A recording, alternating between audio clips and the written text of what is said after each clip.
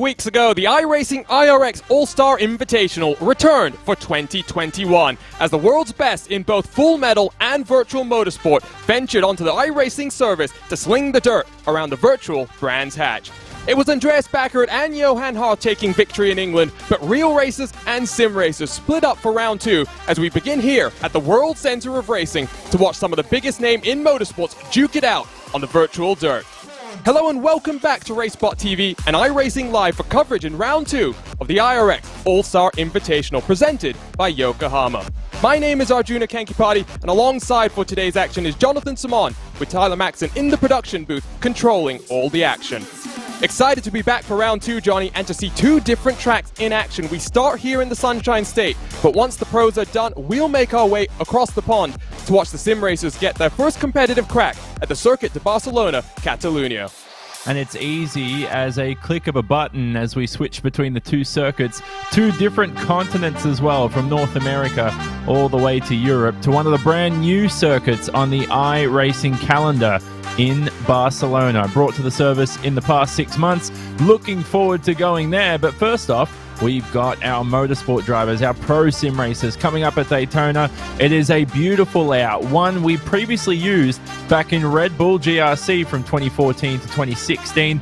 It's 1.3 kilometers, 0.8 miles, depending on your units of choice. 69% asphalt, 31% dirt split, and the Joker Delta time around about 2 seconds. But it's a shortcut compared to Barcelona, which is the long way round. And so here's a look at the event format. Qualifying underway. 5 minutes, the cars get the track to themselves to set their fastest lap across 3 lap times. We'll have 3 heat races with 13 motorsports professionals entered in today's race. 5 laps in length, the top 2 of them transfer. And then we'll head into our sole LCQ in today's professional section of this competition, Johnny. And in that one, 4 different drivers will advance. We saw a couple of weeks ago at Brands Hatch things getting increasingly physical over the course of the night, and I'm expecting the same thing here today. Yeah, a lot of door banging, elbows out, hustling and bustling. It's what you want to see in Rallycross. It really is a physical sport. It's like ice hockey on wheels as we are currently in qualifying. So the qualifying order sets out the grid and your starting position for our heats. We watch Connor Daly, who's had some fun and looks like he's having a lot of fun there over the jump and absolutely butchering the landing, but he's been in these events for quite some time and he seems to have some good fun with it. What we'll also have during the races and the events today are virtual track resets. So what you normally see in Rallycross is cool grooves and you see the dirt sort of lift up off the ground and there's sort of like one line that opens up, much like you do in racing. The track rubbers in. We're going to have that here today, and we're going to have the track cleaned up at certain times too. And the best part is there's no plan of action there. Race control will do that at will, so drivers have to be on their tiptoes, something the sim professionals have to think about heading into the World Championship season as well. Connor Daly, he had a bit of an issue over the jump. He's fortunate, I'm sure, not to be on his roof as he was just this past weekend. The NTT IndyCar Series heading to the Texas Motor Speedway. Qualifying almost done with 60 seconds left on the clock. It's Henrik Krogstad with a 42.39 that set the fastest lap time. Andreas Baccarat, winner last time out, Johnny, in second, with Kevin Hansen in third. And Henrik Krogstad, very, very quick. We know he was in or qualified, well, received a wildcard entry for the Sim Racers World Championship. And those are those professional sim races that are coming up in the second half of today's coverage. Good on Krogstad for pole position for the moment. He snatches his first one of the season. Kevin Hansen was our pole sitter last week, but unfortunately will start from third. But we say third, actually, excuse me. He qualifies third, but there are 3 heats, so he will start from pole from heat 3. Baccarat, though, our overall winner, as you mentioned, looking to make it 2 from 2. He never won one of these last year in the All-Star Invitational. Good to see him get that out of the way early. It was a fun race last time. Like Johnny said, lots of door banging. Qualifying comes to a close then. Let's go trackside for the first time today and take a look at our starting grid in round 2 of the IRX All-Star Invitational. And so with an inverted grid, Mario Bonfante Jr. will start on pole with Tim Stevens, CNET editor on his outside. It's actually a 3-wide front row, so Brandon Semenuk will line up all the way on the outside with Connor Martel and Henrik Krogstad having some work to do lining up at the tail end of this 5-car field. Yeah, when we have a 10-car field for Daytona in the feature, it's going to be a 3x3 by 2x2 grid, and pole position has the inside. It is inverted for every single session today, and that's why you see Mario Bonfanti Jr., the slowest qualifier, start from pole. So he's got a second shot here at potentially making it through to the feature. Your top two advance. Bonfanti drives with hand assist as well, so and motion riggers, if I recall from his YouTube, so he'll have an interesting ride diving down into the final turn before you start your first flying lap. We're about to get underway here then as the engines begin to rev and the lights illuminate. 5 cars, 2 spots on the line here at Daytona. We're underway. Great start from Stevens, even better start on the outside there from Semenuk, who will lead us through turn number, I guess it's 12. Contact between Stevens and Semenuk. Stevens will scamper into the race lead. Here comes Krogstad trying to take advantage. He's going to have contact from behind. Oh, that was a big one, Johnny. Not sure who that was that spun off in the background.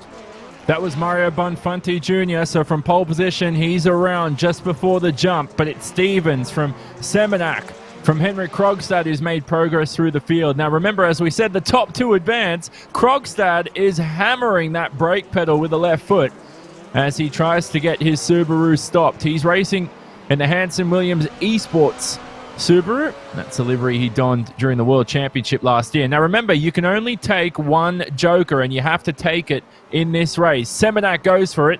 He'll get a 2-second shortcut through the field and snatch the lead.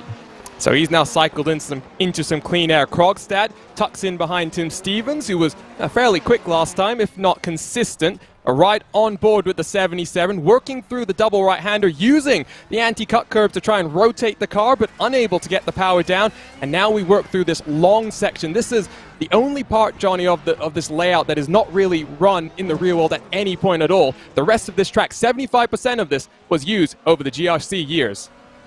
Yep, exactly. Good to see it in the sim. Was the fastest circuit in Rallycross, as we see Krogstad go to the Joker until Brands Hatch was introduced. Now Brands Hatch is the fastest, which demotes Daytona to the second fastest. Here's a replay of what happened to Semenuk. Oh, and Semenuk's actually fallen down the timing screen, so not sure what happened there. Looks like the rear end had already come around, Johnny. Oh, okay. I thought he disappeared for a second. So he's made a mistake there, and that's why we didn't catch that. So he was completely disappeared. Obviously, some technical issues for him. That means the lead has been handed to Henrik Krogstad. Unfortunately, though, Arjuna, he will, if he wins this heat, start from last in the feature. We'll have to do it all over again, but looking very comfortable. Martel has come down onto the Joker, leaving Stevens to do so this time around. He won't wait to the closing stages of this race, and the 64 machine should slot back up into second as they work their way into turn 1 for the penultimate time. Martel will try and get the over-under, a bit of bumper cars into the jump, and side by side through the double right-hander. Martel looking supremely confident, Johnny, in the car he's got underneath him. Yep, certainly. Everybody's taken the Joker, as you can see on the graphic there. So it will light up yellow if they've taken the Joker, and when it's not highlighted in, they've still yet to take it, and it updates at the end of the lap as they cross the line. Here it's straight away. We've had some great finishes over the years, especially in our Sim Racers World Championship, where we've had drivers take to the Joker on the final lap and really try and snatch that victory.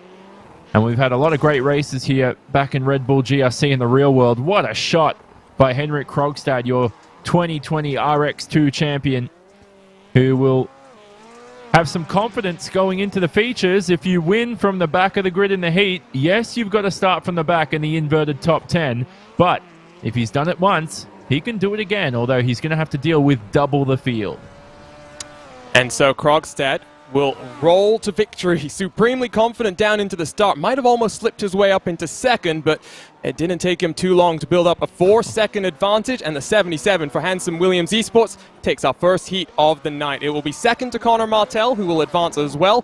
Tim Stevens, Brandon Semenuk, and Mario Bonfanti Jr. heading to our last chance qualifiers.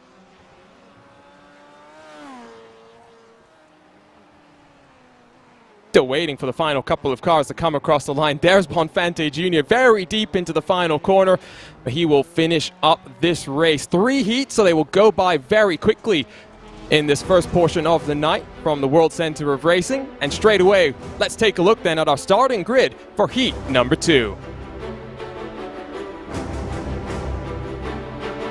It'll be Connor Daly taking us to the green flag in the 20 car, the US Air Force Subaru, with Mikey Lawrence and Mike McKinney on the outside of row 1. Andreas Backerud will look for the start of his lifetime, the only car on row 2 trying to get up into the race lead.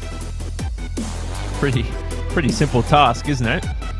There he is in the background in that Monster Energy Subaru. He's represented a numerous amount of energy drinks over his career and looks to bring that monster car into the first position. Great to see that US Air Force Subaru donned yet again. Daly drove that all season last time out, and so did Connor Parisi, who won't be racing later today in the Sim Racers World Championship. It's his wife's birthday.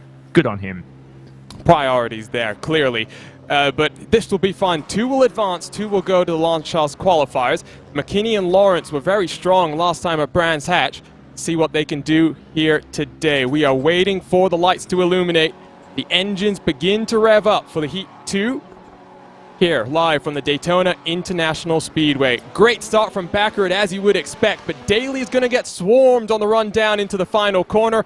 Looks like Mikey Lawrence will lead us as Backerud tries to sling it 3 wide. Now gets checked up with Daly, who's going to fall to the rear end of this field as Backerud already up into second position.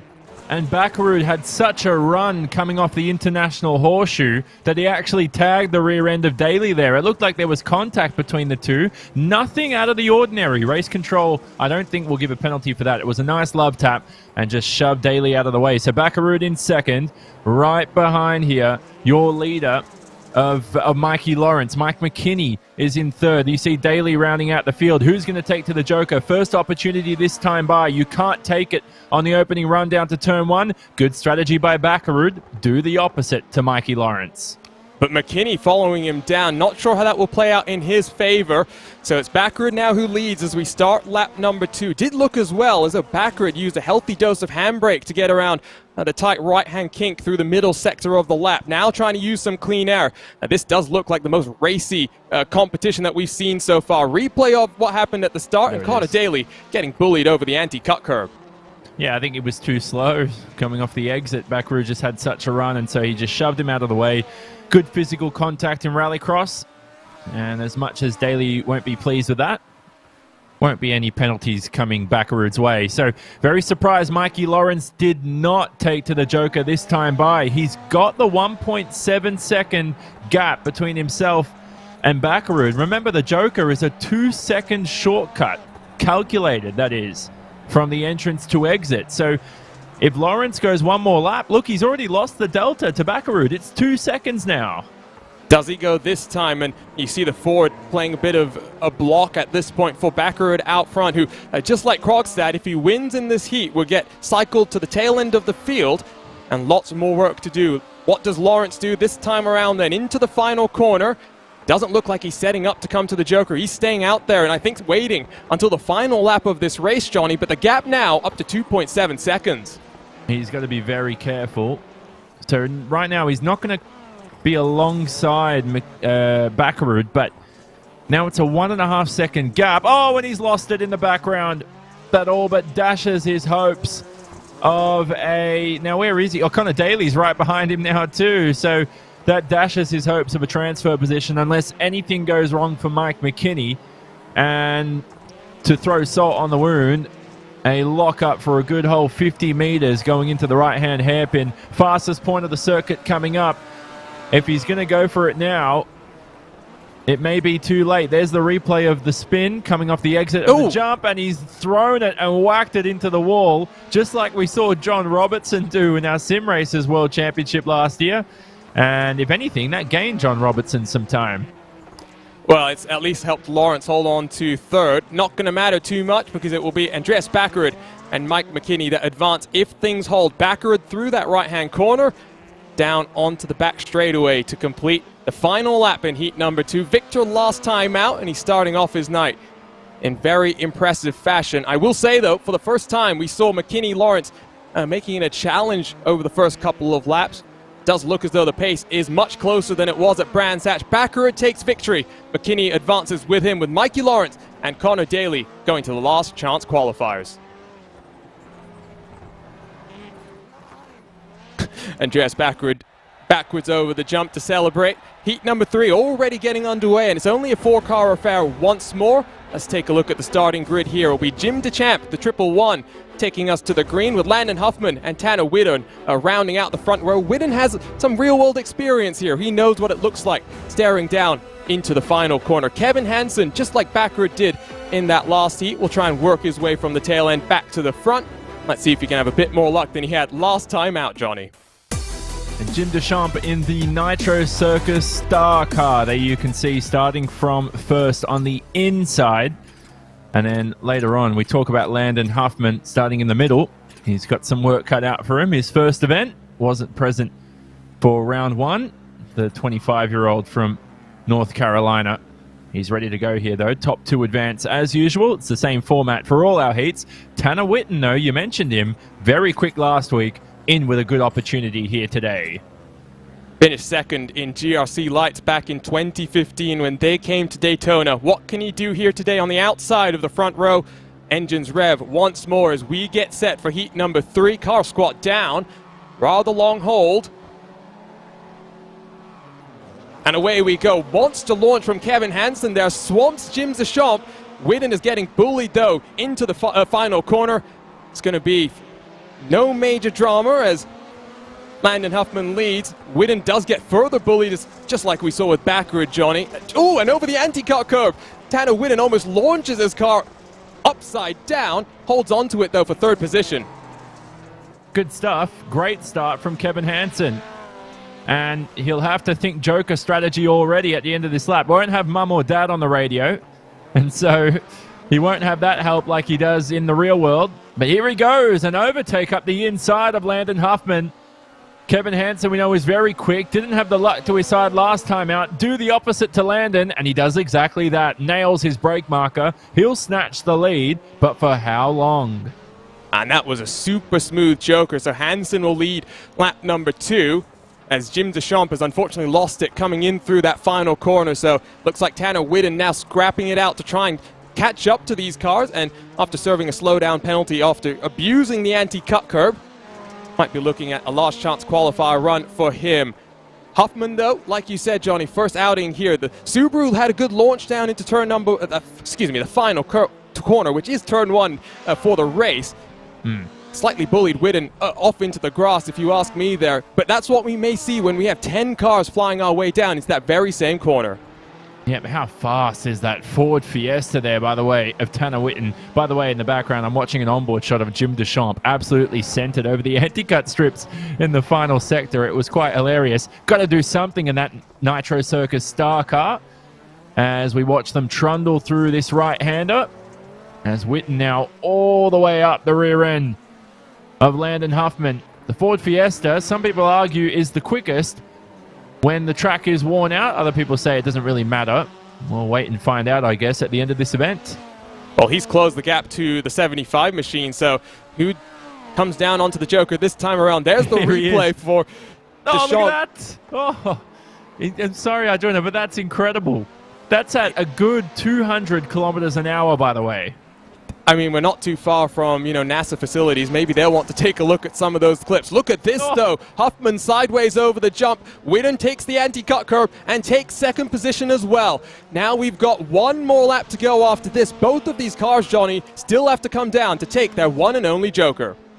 It's not the first time I've seen that, but it's ever impressive every time, and that's Landon Huffman missing the apex to the inside of the corner. Yoinked the handbrake a little too early. And he's whacked the rear end, or the front end of that Subaru into the wall. Jim DeChamp retires, means there's only one car that will be eliminated now as he's out of the event. Here's the replay, like I said, just yoinked the handbrake a little bit too early. Tanner Whitten should advance. And the good news for Tanner Whitten is he will start on that second row in the feature. And Kevin Hansen, meanwhile, has had a comfortable race, just like Baccarat did once the carnage unfolded behind him. Hansen and Baccarat then looking strong, as is Henrik Krogstad. Three of them taking victory in their heats means they'll start to the tail end of the feature. Across the line then comes the Beetle for Hansen Williams Esports. The 71 car matches his teammate slightly earlier. Whitten 4 seconds adrift. Will come across the line in second, holding on to a position in that feature. Huffman, Deschamps relegated to the last chance qualifiers. And just one of them, Johnny, where 4 cars will advance to the 10-car feature. Very interesting. That one LCQ, last chance qualifier, or consolation race, depending on your words of choice, as we will look at the grid for that event. So Mario Bonfante Jr. will start from first on the inside. Jim Deschamps right next to him. And then Connor Daly rounds out the front row. So Arjuna, it is a very interesting grid here because, as you said, 4 will advance, but 3 will miss out. Tim Stevens starts from 7th. He will start on his own on that back row. But for a motorsport journalist and an editor, he is very quick as a sim racer too. Let's not forget. Look at him, well dressed in that suit. Well picked, Tim. He's been fun to watch as well, I must say. All of these guys out on the iRacing.com service having a bit of fun. And just a reminder, iRacing.com, if you want to get started, head on over there because every day is race day and you never know, you could find yourself in a public session with one of your racing heroes. Engines rev though as the lights illuminate for the final time for some of these cars. We will get underway for the last chance qualifiers. For Tim Stevens all by himself, 3 cars in front of him, 3 cars in front of them as well.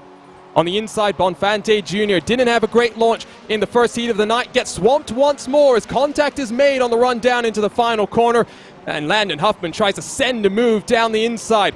Bullied out by Tim Deschamps, who will lead us across the line. Connor Daly in second. More contact between Bonfante Jr. and Landon Huffman. And Bonfante holds on to a spot in the top 3. And unfortunately for Tim Stevens, remains last, and all he did was stay patient at the start, waiting for an incident to unfold. We may have had the cleanest start in All-Star Invitational history. As I say that, let the carnage unfold. Daly's taken off at the airport. He's forgotten that that's across the road. Everybody else is into the wall like it's a destruction derby. Stevens, someone's just reversed into Tim Stevens in the background. And we are going to have to guess who's in first position. I think it might be Landon Huffman. It is Huffman. Down onto the Joker comes Mikey Lawrence. I mean, I don't think Eddie Carr got away scot-free there. Bonfante Jr. kind of kicked things off by doing an aggressive move, trying to get into the race lead. Tim Deschamps got booted off the road, and then further contact between every other contender. Daly was the car, I think, Johnny, that you saw backed up, and I think our producer has done a great job to isolate the replays already. First, we'll take a look at Bonfante Jr. bullying his way into third before we get to the jump, and then watch this as he launches a move, Johnny, down the inside. Over the anti-cut strips as well, and then he collides with the Nitro Circus star car of Jim Deschamps. Look at Connor Daly here, just right there. Look at that as well. You know, iRacing do simulate the planes at Daytona, but don't get confused. That wasn't a plane. That was the U.S. Air Force. I'd like to say Subaru. It's probably the U.S. Air Force Boeing 747 that Connor Daly's piloting. Here we ride on board from the cockpit view of our plane. Bang, taking off. Doesn't look as exciting on board, does it? It looks almost tame, but I will say, I referred to it slightly earlier. After being upside down on his roof in the real world, Johnny, this past weekend at the Texas Motor Speedway, I'm sure Daly is very glad that he's racing in the virtual world. Back to live coverage, Mikey Lawrence leads by 2.2 seconds, but he has taken to the Joker. Landon Huffman responds this time around. You can see a puff of smoke as Mikey Lawrence goes very deep. Huffman doesn't get the Joker ideally, but only slots into second as Mikey Lawrence seems to have a bit of internet issues here, Johnny. And that's not good. And we know it's part of sim racing. It's part of the game. Connor Daly, by the way, takes the Joker, but that's not going to matter. As there he is. He's back in 5th position. That was a very ugly incident this week, or this past weekend at Texas. And virtually makes the trip to Florida. And in the background there's Mario Bonfante Jr. Always a bag of entertainment is Mario on the racetrack. Has a very tough job on his hands, racing from his motion cockpit as well, which was fascinating to see. Makes it a little bit harder for himself. Mikey Lawrence, there he is up on screen, leading this race. And like you said, blinking in and out. Hopefully his connection lasts to the end of the event. Landon Huffman, good on him. Now remember, you can see on the standings board your top 4 advance. It looks like those positions are sealed here on the final lap. Tim Stevens will make it through. Brandon Semenak, if he finishes in 4th, will have pole position for your feature race. And he's had so much contact so far. I think he'll be hoping to just get a clean launch. Into the final corner, though, for Mikey Lawrence to take victory in this last chance qualifier. It's been a bit of a brutal one. Bumper cars, to say the very least. And, you know, fitting that we're only a couple of miles away from the airport and drivers trying to accumulate as many frequent flyer miles as they can. Lawrence, Huffman, Stevens, and Semenak then advancing to our feature with Daly, Bonfante Jr., and Jim Deschamps all missing out. 10 cars raring to go, Johnny, and based on what we just saw, this could be a lot more physical than those heat races were. It certainly is. The International Horseshoe to start the race. It's one of my favorite runs down to the first braking zone in Rallycross. It is a 230-meter run down to that first braking zone. It's going to be action-packed heading into the feature. We had a clean start as we look at the results as Mikey Lawrence advances along with Huffman, Stevens, and Semenak. It was a clean start, like I said, until the middle of the lap as we entered the dogleg portion of the Rallycross layout. Unfortunately, though, for Connor Daly, Mario Bonfanti Jr., and Jim Deschamps, we wave goodbye to them for today's All-Star Invitational. And in just a few moments' time, the 10 cars will venture out onto the track here at the World Center of Racing for 10 laps in round 2 in the iRacing IRX All-Star Invitational. It's all up, though, on the other side of these messages from our partners.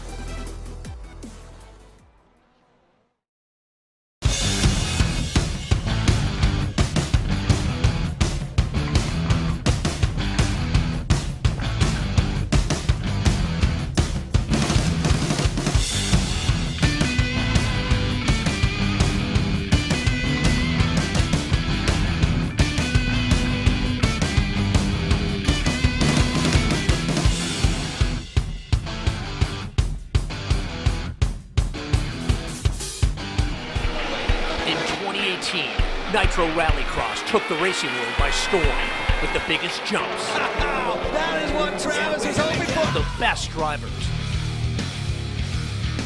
And the most intense action ever. It's gone up the inside of Ken. We've got 3 cars. In 2021, Nitro Rallycross is expanding with 5 epic races across North America. Designed by Travis Pastrana, each brand new, purpose-built course will be the biggest, fastest, and craziest the sport has ever seen. From the mountains to the Great Lakes, the desert, and the Sunshine State, Nitro Rallycross is coming to a racetrack near you. Oh, and that goes sideways over the jumpy spins. Maybe there was contact on the way. Ken Block, unbelievable. Wow, it's like they're launching out of a machine gun. Nitro Rallycross, the series, revving up and taking off this September.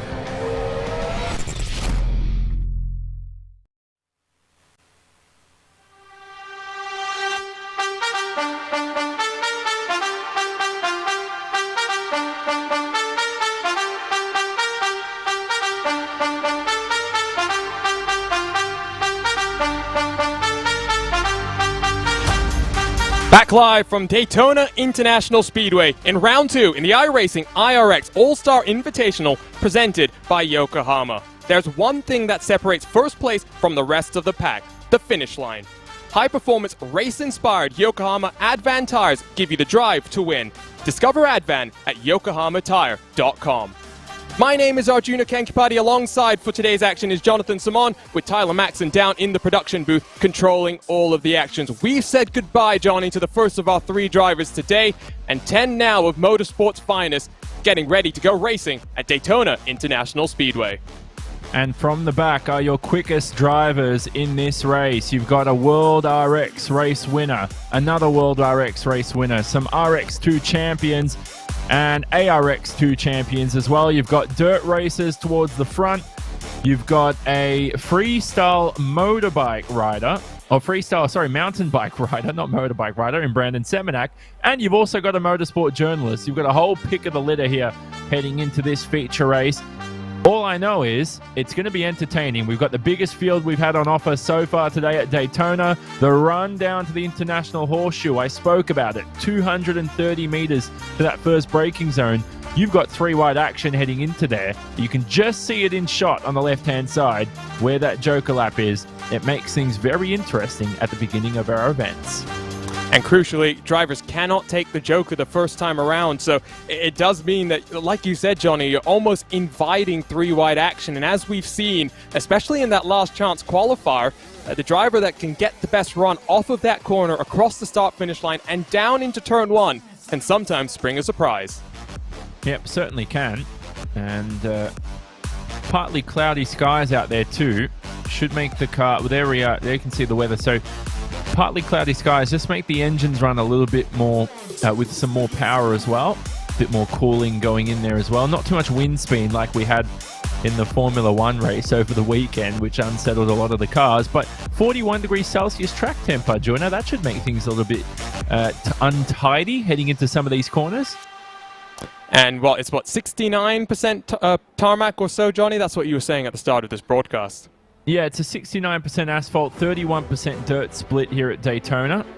And you can already see the cool groove going into the circuit during the dirt section here. We've had some track resets, some virtual ones, but none for the feature race. We had one earlier on during one of the heats, but that's it as we head over and we will take a look at our grid for today's one and only feature race of the All-Star Invitational.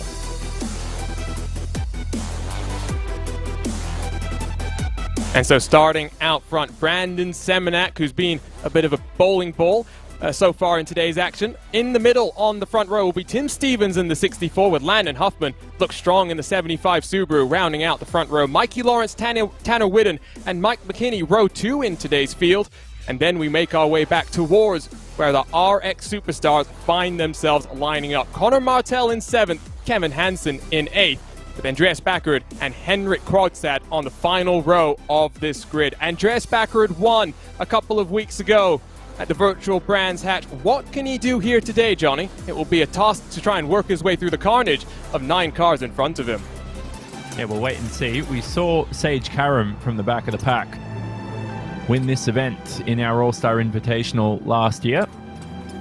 And the seas parted for him. Everybody crashed ahead and he made his way through and won this event. Here we go. Lights about to illuminate. Engines begin to rev as well. Tension in the air for round 2. The iRacing IRX All-Star Invitational, powered by Yokohama. Great launch from the front row, but an even better launch from Tanner Whitten, who gets checked up. And there's contact with Martell, I do believe. Sent down the inside from Backerd. And there's carnage in through the final corner. Scampering into the race lead, though. I believe it's Brandon Semenak with Tim Stevens in close pursuit, with Tanner Whitten up into the podium positions.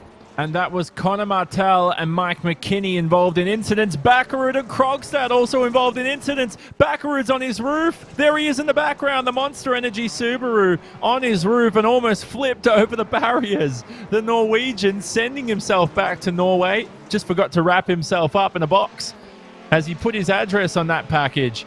Daytona International Airport. It's across the road, fellas. Let's not get mixed up here as Semenak leads the field. Stevens second. This is your first opportunity to take the Joker. And there is the Fiesta of Tanner Whitten, who takes to it right there and snatches the lead from Canadian Semenak. And now checks up Semenak in the 180. Whitten gets sideways over the jump as well. Tim Stevens will be very happy to take a look at this. I think return to sender in the case of Andreas Backerd, who will be fortunate that damage is turned off for today's activities. He finds himself 16 seconds off the leader, but still out there and circulating with 8 laps still to go. So the only car that came down to take the Joker on lap number 1 was Whitten in this leading group. Connor Martell further back in the pack, but it is starting to look, Johnny, like about a top 5 race here, with Landon Huffman in the 75 having an outside chance of a win. Yep, certainly. Quickest right now in your top 5 is Kevin Hansen, as Tanner Whitten is all over the rear end of Brandon Semenak. He has to apply the brakes in that Ford Fiesta and makes his way past Brandon Semenak, who is very quick. Semenak's moved his career from mountain bikes to rallycross cars. Here's a replay of the start. So Backwards come piling into the top 4, almost taking the entire field out. And there is... Now, was that Connor Martell I saw flipped upside down almost? It was. It was. And I think Mikey Lawrence, by the way, got on the grass even earlier and kind of sent himself sideways into the malaise. As Baccarat just being a little bit naughty, taking advantage of the no damage, and like I say, be glad that return to sender turned on in that case. Stevens loses out to Krogstad, though, as we come across the line, starting lap number 4. Widden and Semenak starting to try and build an advantage, but things are looking pretty rosy for Kevin Hansen in 3rd position. I'm sorry, but that's Andreas has been very good in all our All-Star Invitational events, but that was a horrific start by the Norwegian. Almost, he flipped his own car. I thought he collected someone. I just saw him swirling around in the background on a different camera shot, on his onboard shot, and I thought he had contact. That was all on his own, but anyway, focusing back on this lead battle, is that Kevin Hansen I see taking to the Joker? And it is. Kevin Hansen into 2nd, though. Tanner Witten has taken the Joker, so if Kevin Hansen, the Swede, is going to win this race, he'll have to make the pass on the racetrack as we ride on board with the 22-year-old.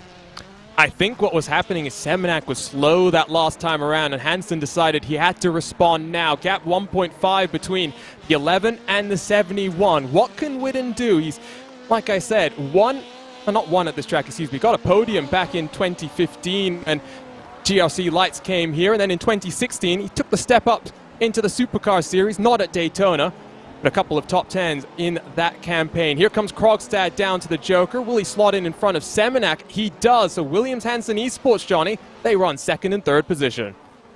Good stuff from them. The Hansen brothers definitely value Henrik Krogstad as a talent.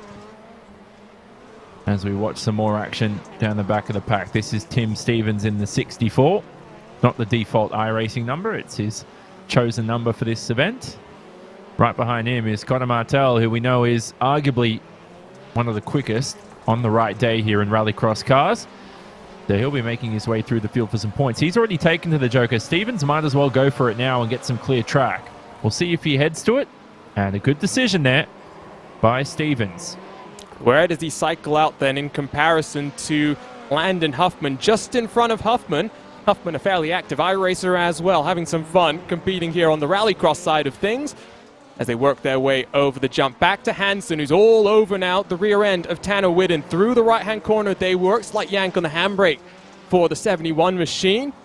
And we'll have 3 laps to go at the line. Widden taking full advantage of track limits as you are allowed to here, Johnny, as they work their way down into the International Horseshoe. Tough braking zone from 220 kilometers an hour all the way down to 100 through the apex. And we look from the rear end of Tanner Witten, and then you can see Krogstad in the background as well, flying through the jump. He's in with an opportunity for victory. The 2 Hansen Williams esports drivers will be working together here to hopefully shove Witten out of the way. And there we go. Kevin Hansen bullies his way past. Witten tries to squeeze him into the wall. That'll take them both out. The C's part. Now, did Krogstad go through? There he is. Henrik Krogstad into the lead with a few laps remaining. It will be Krogstad versus Widden, but now Semenak might try and take advantage. More bumper cars between the two of them as Widden launches himself over the anti-cut curb and over the inside of Krogstad as well. Wonderful car control from 2 drivers who have lots of experience at dueling it out wheel to wheel on the virtual, not in the virtual dirt, real world dirt as well, Johnny. And they are showing each other just how much fun they can have racing across the globe. Certainly, here's a replay of Krogstad watching the lead battle unfold. You saw Witten wasn't happy with Hansen's bump and run, shoved him out of the way. Krogstad nailed the throttle, did not lift, and makes his way into the lead. Full commitment there. White flag will be in the air this time around. Krogstad slightly deep under the brakes, but he is looking fairly comfortable, Johnny. Widden 7/10 as we come across the line. Well, the pressure's on for Krogstad. As we said, raced in the Sim Racers World Championship. Did a decent job of it too. Your 2020 RX2 champion. Witten's going for it. He went for the win and he sent it. He's turned around that hand 2nd position to Brandon Semenak. And Tanner Witten will still be on the podium if he keeps it together. But what a victory this will be for the Norwegian Henrik Krogstad. The young man makes his way through to the final braking zone of the day as we're still racing here down the back of the pack, but Krogstad will win. So that's Huffman scrapping it out with McKinney. Out of the final corner, though, for the Williams Handsport Esports driver. Competed in our World Championship last year. Who's that flipping end over end in the background? Might have been Tim Stevens. I'm not sure exactly who there is. There you can see it is Stevens still accumulating those frequent flyer miles. So drama all the way till the end, Johnny. I will say these IRX All-Star Invitationals, just a little bit of fun for all of these drivers to get under their system. I definitely enjoyed this event today. We had a mixture of some hilarious incidents. There's still somebody crashing there at the end of the jump. Is that Stevens again? I'm not sure. But we've had a mixture of comical incidents, great racing, a good battle for the lead at the end of the day. Oh boy, did I love it. Here are the results up on screen. Henry Krogstad finally wins one of these. Good on you, Henry Krogstad. He takes the victory, your 2020 RX2 champion, followed by Brandon Semenak, who's always been up there in Rallycross. Yet to see him win one of these feature races. Tanner Witten with an opportunity and led most of that race, ends up in the 3rd spot and on the podium, a virtual podium, still counts, with Kevin Hansen, who had the lead for, I'd say, a good probably 20 meters there before Witten shoved him back into the barrier on the inside. A very dirty move from Tanner Witten. Mike McKinney, didn't see much of him today, but he brings that Fiesta home in 5th. Andreas Backerud, how about that there, Arjuna? After flipping his car, still ended up 10 seconds behind leader Henry Krogstad for the victory. No damage, I think, did mean that we had a lot more fun than we could have. Martel, a couple of incidents late in the race, drops him to 8th with Mikey Lawrence 9th. Tim Stevens classified in 10th, but the gap there does not seem right. I wonder if iRacing just a little bit confused at what we saw there. But the pro races are done, Johnny. We'll now head across the pond to the circuit Barcelona Catalunya. But I hope before we get there, we get to take a look at Tim Stevens going airborne at the closing stages of this race. Let's have a look at this one. So this would have had to have been over the anti-cut strips. Oh, we sent it! That's surely, we should ask Brandon Semenak if that's, I mean, that's obviously a 1080. I would say that's probably a 10,080 at the moment. Oh, man. And thankfully, damage not enabled at the same time. Well, I'm not sure that's how he wanted his race to end, but like I said, just a little bit of fun for all these guys to have. And like I said, Johnny, now let's look forward to the Circuit Barcelona Catalunya. We're done here at the World Center of Racing. Quick jaunt over to the airport that's just on the other side of the road. Fly ourselves to Barcelona for the first competitive outing for this track on the iRacing schedule.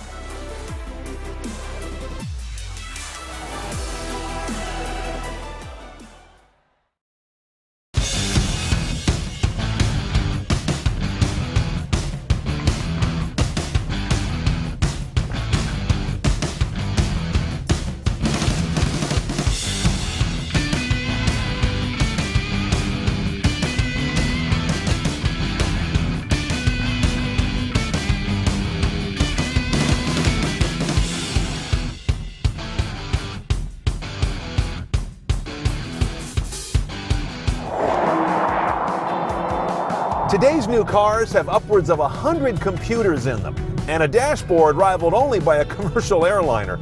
But wouldn't it be nice to really know what all that does for you? At Roadshow, we demystify the world of modern transportation with reviews of your next car, the latest news on what's changing the industry, and videos covering every screen and every new feature you'll encounter in the driver's seat.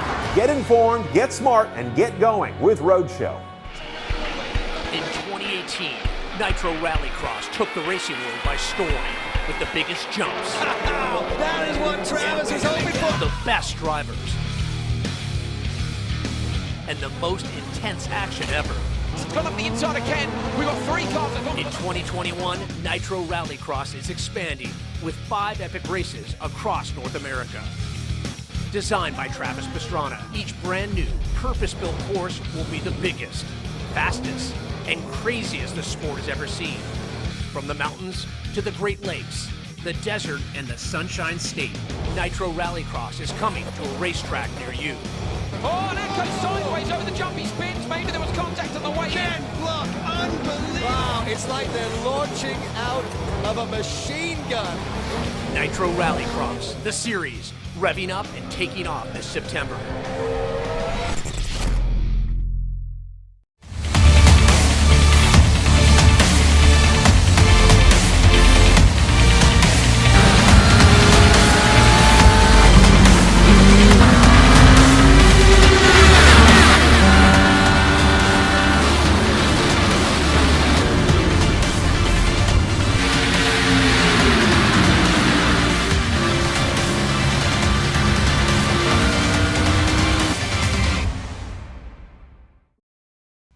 Nitro Circus is back with the action-packed You Got This tour. Top athletes in FMX, skate, BMX, scooter, and more are ready to get the party started, throwing down huge world's firsts with more crazy contraptions, more insane stunts, and more high adrenaline fun than ever before. Get ready, because we're coming to a city near you. I don't even know what's happening anymore. Get tickets now at nitrocircus.com.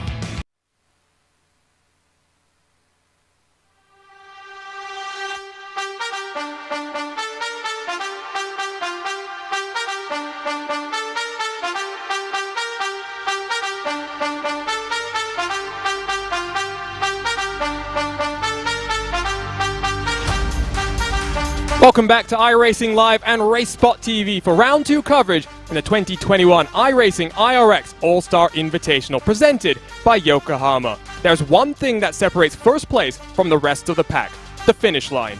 High-performance, race-inspired Yokohama Advan tires give you the drive to win. Discover Advan at yokohamatire.com. My name is Arjuna Kankipati. Alongside for today's action is Jonathan Simon, with Tyler Maxson down in the production booth controlling all of the action. We've made the trip over to the circuit Barcelona Catalunya, Johnny, but let's just have a quick recap of what we saw from the World Center of Racing. It was Henrik Krogstad taking victory in an action-packed 10-lap race. Yeah, certainly was. I love that lead battle at the end of the day. Some hustling and bustling, like we mentioned. It got physical, a lot of extracurricular activity. We'll speak to Tanner Whitten and find out his thoughts on it all, but he certainly didn't want Kevin Hansen taking the lead the way he did, just trying to shove him out of the way. Looking forward to this one, though, at Barcelona later on. Our sim racers, the best in the world, coming up. We've got some new faces to learn, old faces return. I love saying that one. Going to be a good one. And I tell you what, we've dialed up the phone lines over to the virtual Daytona International Speedway, and Jonathan Simon is standing by with Tanner Whitten. Tanner, so let's talk about that lead battle. You had most of the race in the bag in that Fiesta. Were you happy with Kevin Hansen's move at the hairpin? Well, I think a lot of that was my fault. I decided to pinch him a little bit at the end, and that was my fault that we got together. But those guys, man, they were just so fast in practice and qualifying, and just as soon as I saw clean air, I just had to figure out a way to try to keep the lead. But I knew as soon as they were behind me in the relative, they were coming. So just excited and grateful to be invited. It's been 3 or 4 years since I've been in a real car, and me and Chris go way back in the old GRC days. So big thanks to him for letting me participate. Yeah, 100%. And you know what? You did race here. Daytona was in the GRC schedule from 2014 to 2016. Was it fun? Did you have memories returning to this layout? It was a little bit different when you raced there. Yeah, we ran in 2015 and 2016 when I was there, ran what we have as the short layout here in iRacing, and in 2016 we were lucky enough to win in the lights class. So being as it's my home track now, I live about 10-15 minutes away from the speedway. Just really wanted to at least get on the podium. So I'm really happy that we were able to get a P3. And just so I'm not wrong, that wasn't your only win in GRC. I remember you had a couple there, I think. Yeah, we won in 2015 in Detroit. The first round in Detroit, and then here the next year in 2016. So yeah, really grateful to have those opportunities along the way. And hopefully, mate, you'll be back for some of these in the next few weeks. There are some more exciting circuits on offer for you. Sonoma next week. You ever race? No,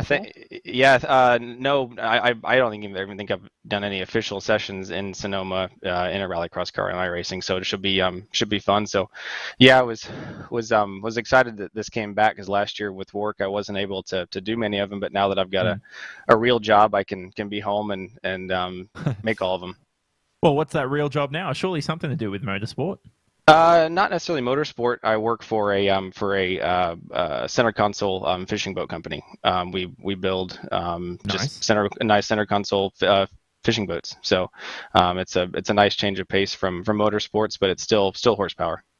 Well, look at the bright side. Final thing I'll tell you is I'll be your businessman here. If you ever come back into motorsport, you've got a sponsor there for you. Surely your workplace supports you back on the grid. Maybe potentially, we know Nitro RX is happening in North America. You can get a car on the grid there, hopefully.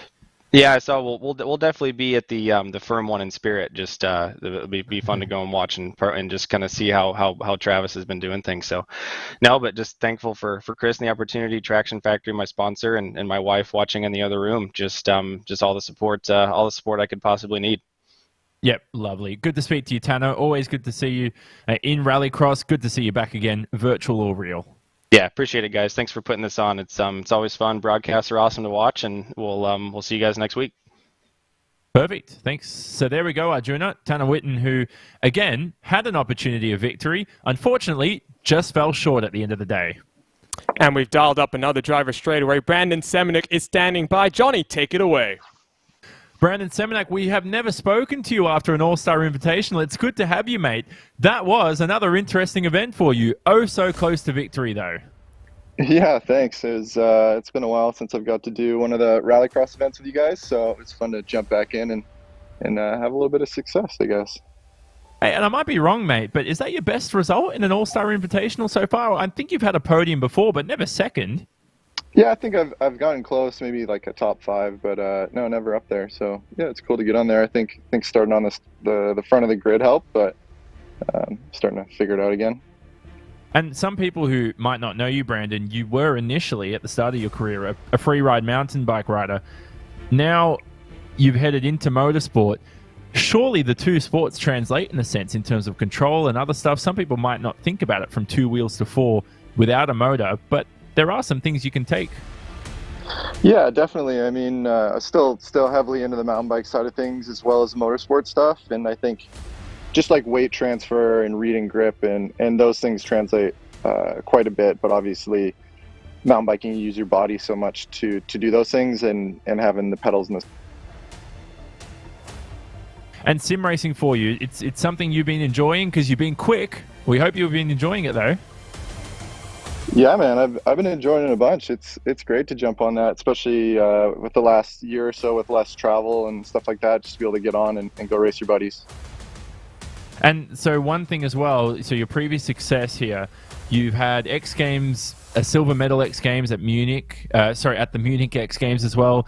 You've been a 3-time gold medalist in mountain bikes. You've competed in rally events for, I think, the past decade now as well, and you've won many events there too. Is there anything else on the agenda for you apart from rally or mountain bike riding? At this point, I'm pretty happy. Like I love jumping in the car whenever I get the chance, and then obviously mountain biking is my day-to-day. So just kind of picking away at it, and there's little bucket list things I want to keep checking off, and obviously, hopefully more success in the motorsports world in the coming year or even years. And we'll see you back at Sonoma next week, I hope. Yeah, I'll try and make it out for sure. Yeah, perfect. There you go, ladies and gentlemen. Brandon Semenuk, who joins us. Thanks for coming along, mate, and hopefully see him along next week at Sonoma. Jonah, it is an action-packed Barcelona event coming up. The best of the best in the sim racing universe.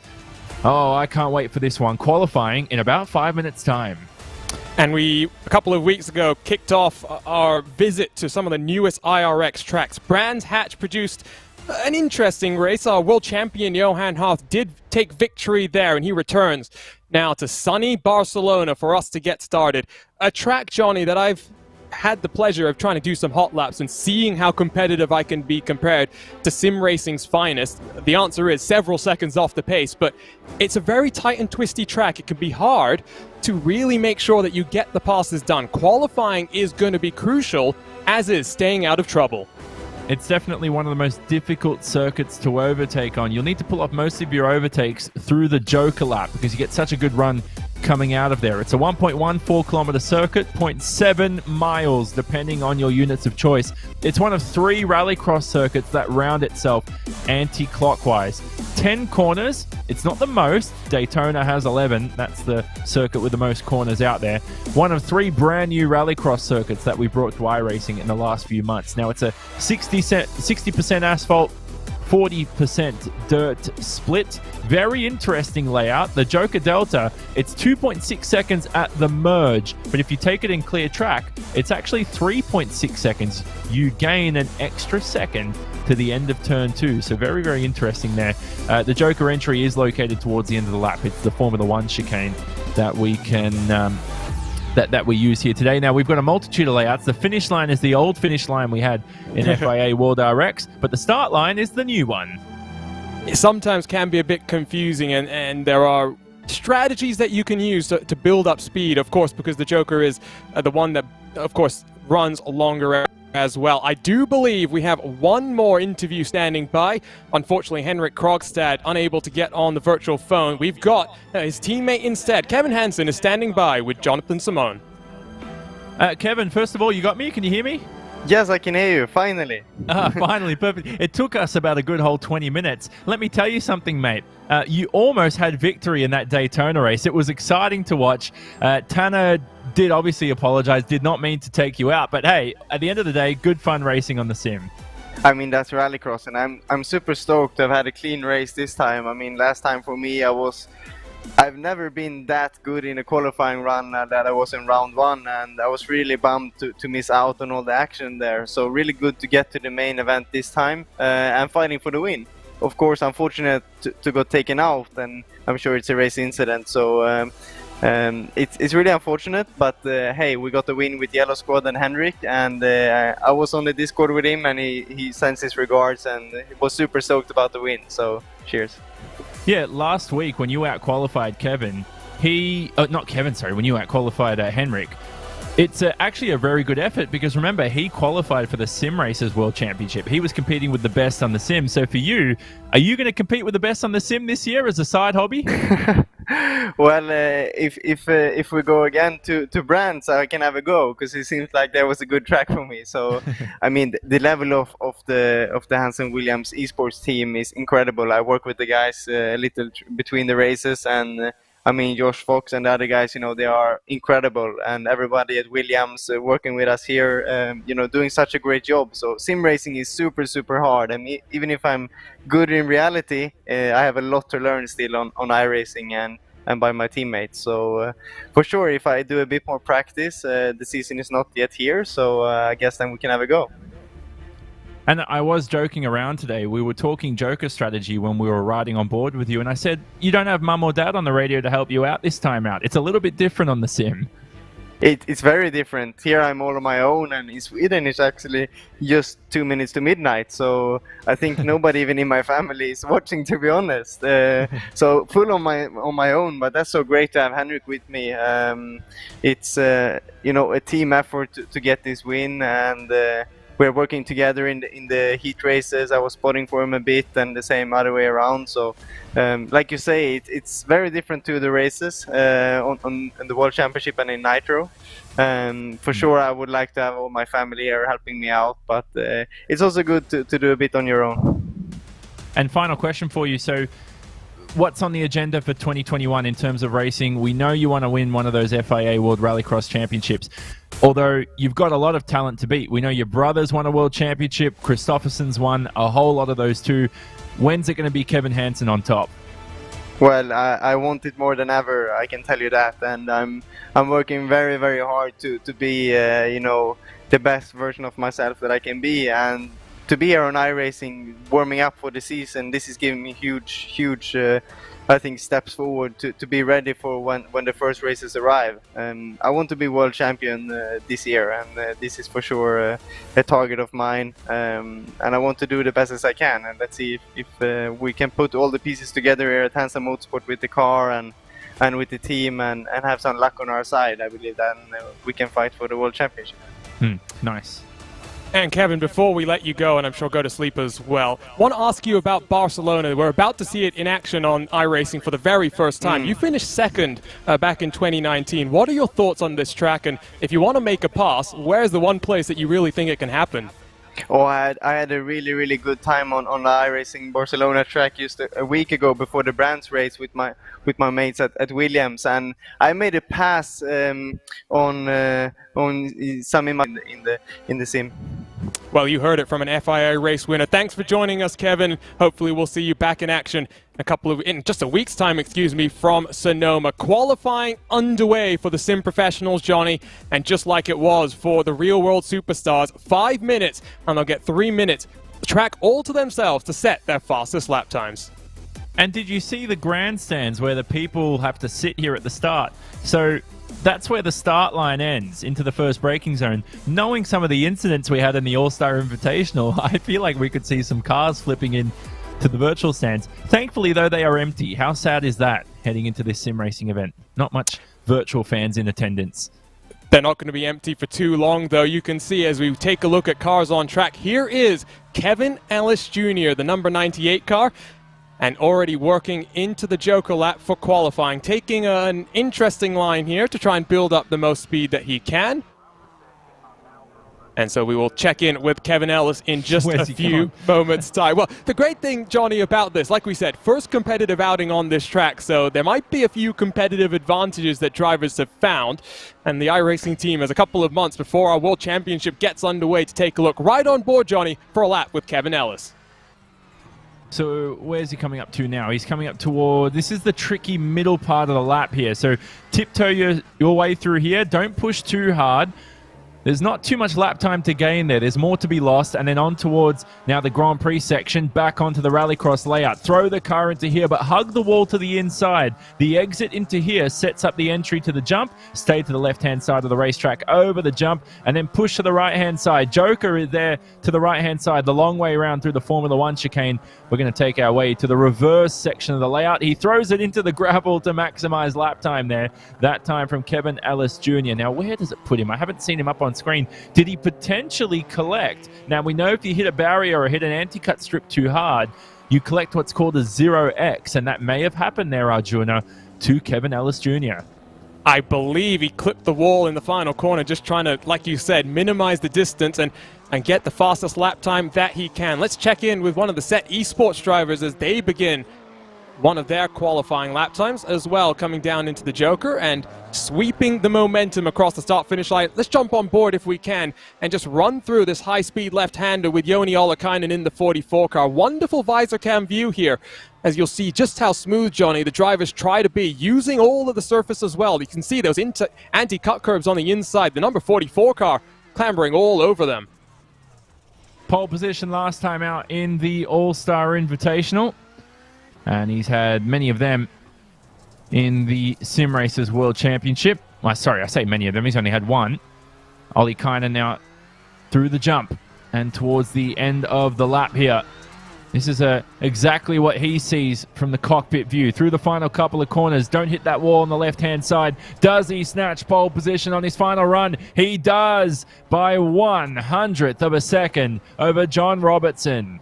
Can Robertson respond, though? He's coming through to complete his final qualifying lap time as well, I do believe.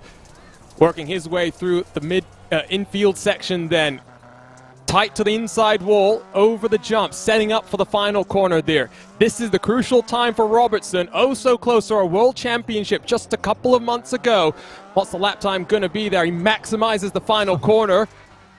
Don't think that put him faster, though, Johnny. He stays in second as Apex Racing Team 2, 3, and 4, but Joni Ollikainen, a 44 car, on provisional pole position.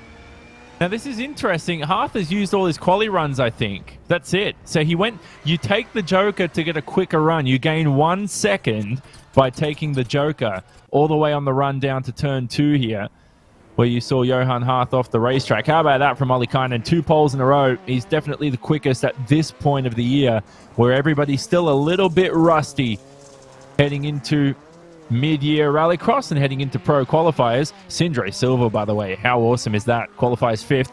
There's the 71. This is Arttu Hakaletto, who races in his first Rallycross event, sends it into the beach. You know what? If this wasn't virtual, you wouldn't even need a crane.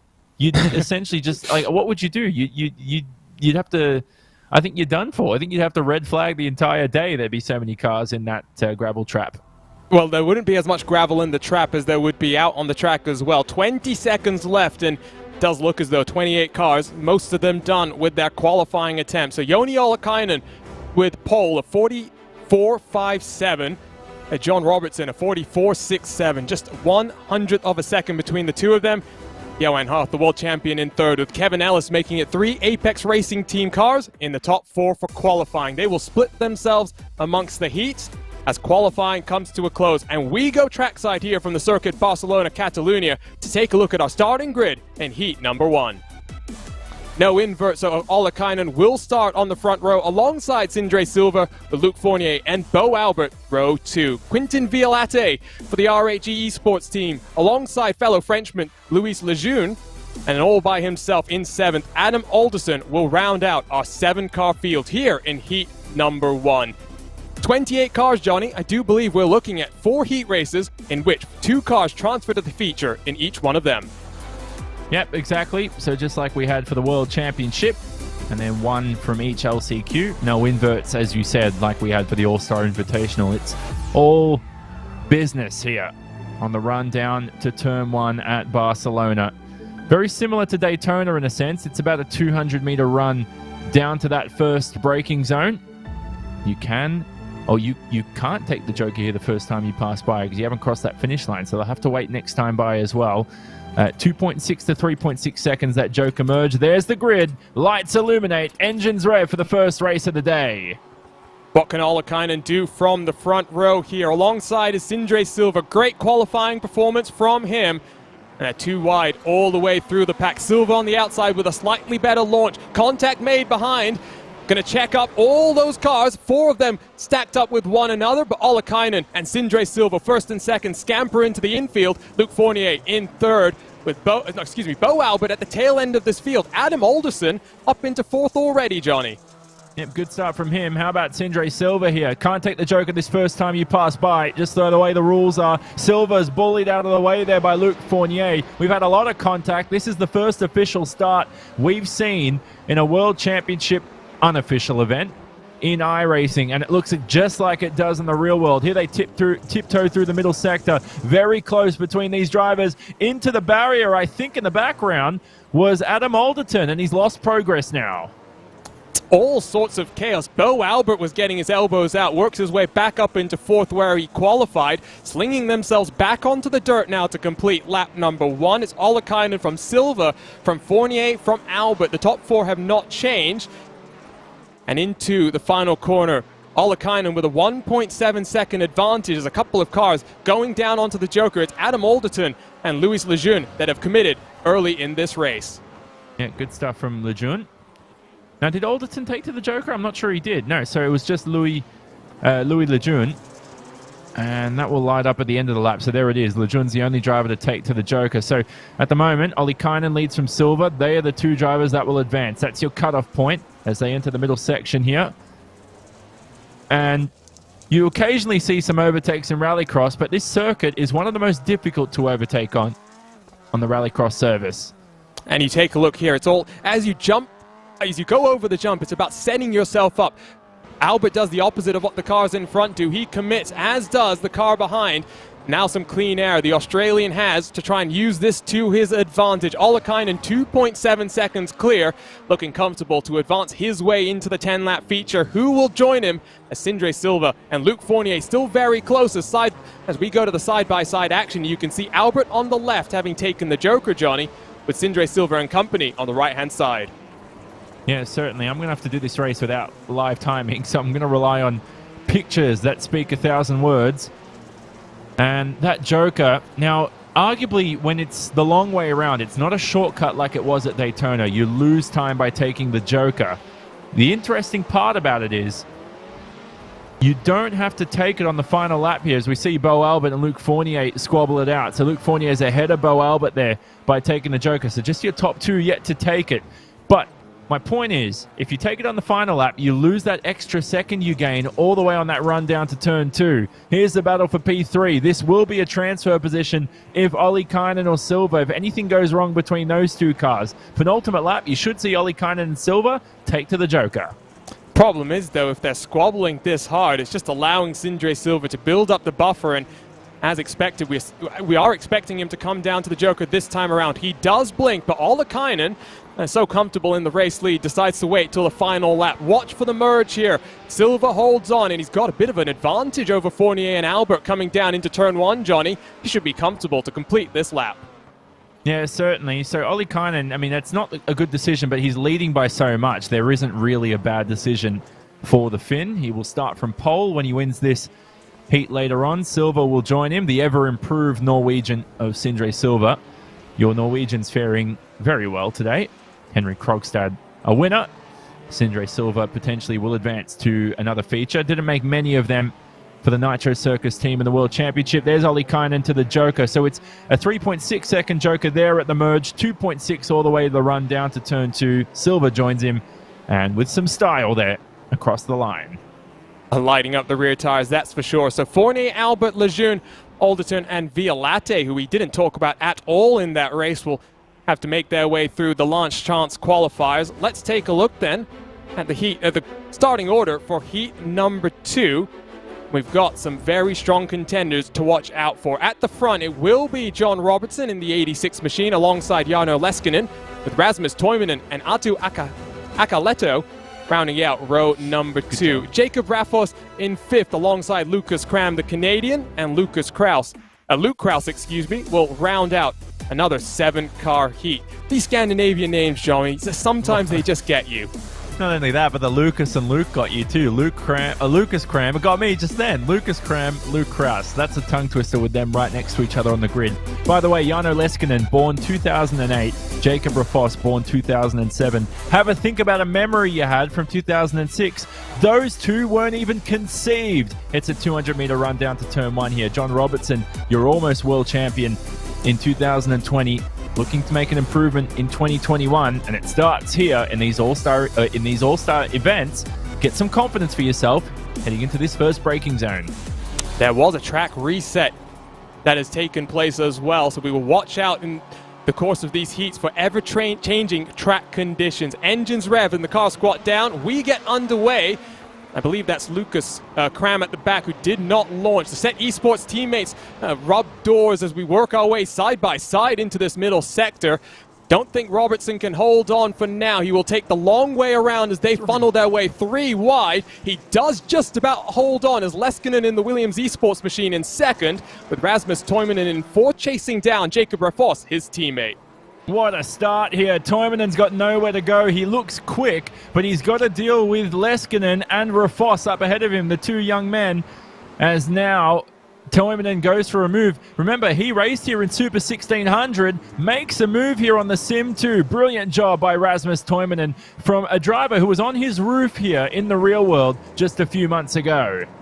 What is it with drivers and being up on their roofs, Johnny? We've talked about that way too many times today for my own comfort. On board with Toivonen as Leskinen slides a bit wide in through this middle part of the track. Opens the gap up to Robertson as we work our way down into the final corner here on lap number 1. It's 1 second the advantage between 1st and 2nd. No one down onto the Joker in the top 4 cars. Yeah, which is interesting. You'd think Toivonen or somebody would do something different. Rasmus Toivonen looks quick enough to pull off another overtake here on Jarno Leskinen, trying to shove his way up the inside. We saw Ken Block do that a few years ago. It didn't go well for him, and it hasn't gone well for Toivonen because Jacob Raffos has spun the fin around. I'm not sure if that was contact between the teammates or if it was Toivonen very much hooking himself on that anti-cut curb, using it to try and rotate the car. Unfortunately, rotated in the opposite direction. So the young Raffos then up into 3rd. And maybe fitting the 13-year-old running that number 13 as well. Robertson, though, 2.2 seconds clears down into the final couple of corners. Once more, the top 4 not coming down onto the Joker. As of right now, it's only the number 71 car that has done so, Johnny. Yeah, might as well get some clear air for yourself. For Robertson, I don't think we'll see this like it was for Ollie Kynan in that first heat. I think he will go for it on the penultimate lap just to get them lap time. But for Leskinen, this will be a brilliant transfer position. He made the feature last week, don't forget. Top 5 finish in the feature. Good job, Jarno Leskinen. For Raffos, though, this is still important. It's grid position, remember, Arjuna. Even though you don't make it to the feature, don't just give up. Get yourself good grid position for that consolation race. And that's the mentality you need as a world champion winner. I mean, you think about the way the point structure is, Johnny, in that world championship. It rewards consistency, making sure that you week in and week out are getting into the feature. And even if you aren't getting podiums every time, top 5s, like we saw last time, for someone like John Robertson, will always get you to the front of the field. Look at those lockups, by the way, as we watch the action. This is down into turn 2, so Toivonen looking for another overtake. And his teammate right behind, ready to pick apart the pieces. So Leskinen makes his way through, and then Raffos, he's been with the team for a fortnight. Not a good introduction to set promotion for him. I still don't know from that angle. I'm trying to give him the benefit of the doubt, Johnny, but it was a big checkup there, and if it was contact between the teammates, I'm sure there'll be an interesting debrief as we come across the line to begin the final lap of this race. Doesn't look like the top four have heeded your words and come down onto the Joker, but nevertheless, it's Robertson with a 4.7-second advantage, Johnny, as it's getting close for the second and final transfer position. Oh, and he whacks the wall there, just Jacob Rafos into the tyre wall. Leskinen has taken the Joker, so Leskinen essentially is in second on the racetrack. He's made a mistake. Jarno Leskinen's made a mistake. He's not even in shot anymore. I don't know where he is, but he's out. He's going to miss out on that transfer position. It's between Rafos and Kraus that you just saw in shot. Leskinen, I don't know how in the world he's on his roof right there, but Rafos versus Kraus here to the Joker. Kraus looks for the overtake. Rafos is locked up into the Joker, doesn't have the exit. Oh my goodness, what a finish. Rafos gains that final transfer position. Don't forget, John Robertson's won this race up the road a few seconds ago. 5.6 was the gap. Robertson looking very strong for the Apex Racing team. The young Rafos will advance. The rest of the cars making their way into the last chance qualifiers. Take a look now at our starting grid for the third of these heat races, and it's where we find our World Championship winner, Johan Hart in the number 90 machine. He's just wrapped up another successful year in the Porsche Tagor Esports Super Cup. Alongside him, fellow Frenchman Kylian Delormeau with Tommy Holman and Josh Fox, row number 2. Matt Adams on the inside of row 3, where you find Bobby Zelensky for VRS Coanda Racing. And row 4 on the grid, Garrett Lowe, all by himself once more. A 7-car grid for this heat race. They really are flying on by, Johnny. That one was very much a bit more bumper cars than we've seen before. 6 World Championship podium finishes in this heat, 4 race winners. And believe it or not, Bobby Zelensky hasn't won a race in Rallycross despite his numerous amounts of podiums. He'll start from the back. So Hearth from the inside and Delormeau. It's a 2x2 grid. Matt Adams has some experience in the World Championship too. Don't count the Canadian out either. Garrett Lowe in the Fiesta at the back. He's made that Fiesta famous over the years. He's got the inside. It's Hearth versus Delormeau to turn number 1 here into the braking zone. Delormeau trying to make the outside work. There is no room for him. The 2 Frenchmen battle. The 2 Frenchmen won't be too polite right here, but Hearth around the outside. Will we see 3 wide yet again at the start? It's potentially close. And it's still Hearth in the lead by just a touch.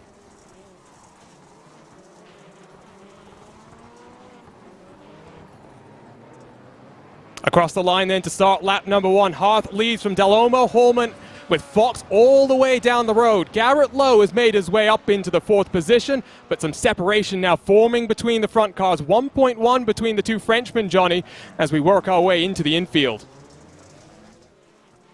So Hearth, what is that? A couple of seconds ahead of Delormeau.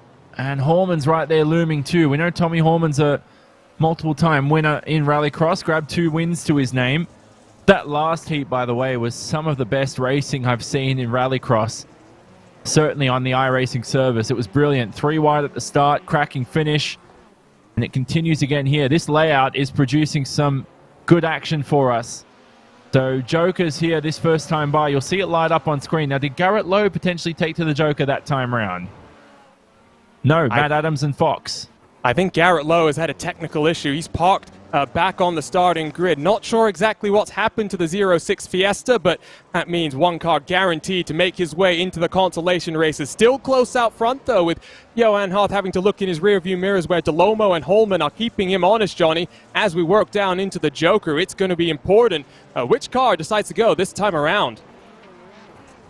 And there, we just missed it on shot. It was just in the corner of your screen. Fox and Adams in a nice little scrap there. They're just in the back of shot. Hearth with a little love tap from Kylian Delormeau. Delormeau looks quick at this point of the season. Certainly quicker than Tommy Holman. He's been putting in some work, Kylian Delormeau. Races on multiple different simulators. Very quick on iRacing. His brothers, Quinton and Lucas, very quick as well. Quinton will be in our next heat coming up later. And this is another good overtaking opportunity into here. That hairpin, you can take multiple lines, Arjuna. You can hug the inside, go for a late apex. Kylian Delormeau is trying everything here on his World Championship compatriot. Oh, he's trying to force him out of the way as well. And if you're Holman watching this from behind, why not come down onto the Joker this time around? Hart decides I'm going, and followed by Del Olmo. That's not what I think the number 18 car will want. It cycles Holman into the race lead. Zelensky makes contact with Del Olmo. He's hard into the wall, and day done for such a strong competitor. That is cruel heartbreak, and unfortunately, Johnny, he finds himself having to regroup and reset.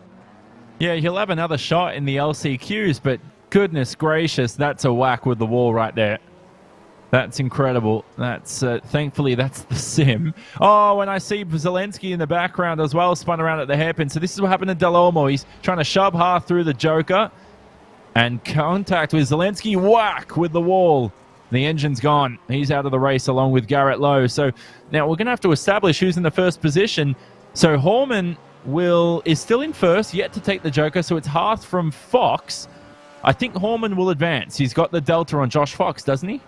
He does, and I mean, even if Hart is able to slide on through as Holman takes to the Joker, it should be comfortable then for Holman to advance to our feature as well. There they go through the left-hand hairpin. The number 87 car will be setting up to take to the Joker. Big contact there. Unfortunately for Del Olmo, it was looking very strong. Pace on point with the world champion as well, Johan Hart. So that's a good sign heading into our world championship campaign. Hart slightly wide over the jump, compromises the entry into the final corner. Who gets it at the line? It's Hart. That takes a very aggressive line to cut off Holman. He'll advance in first. The 87 car in second. Josh Fox in third. Zelensky across the line in fourth, with Matt Adams, our final finisher. Killian Del Olmo and Garrett Lowe retiring from that race.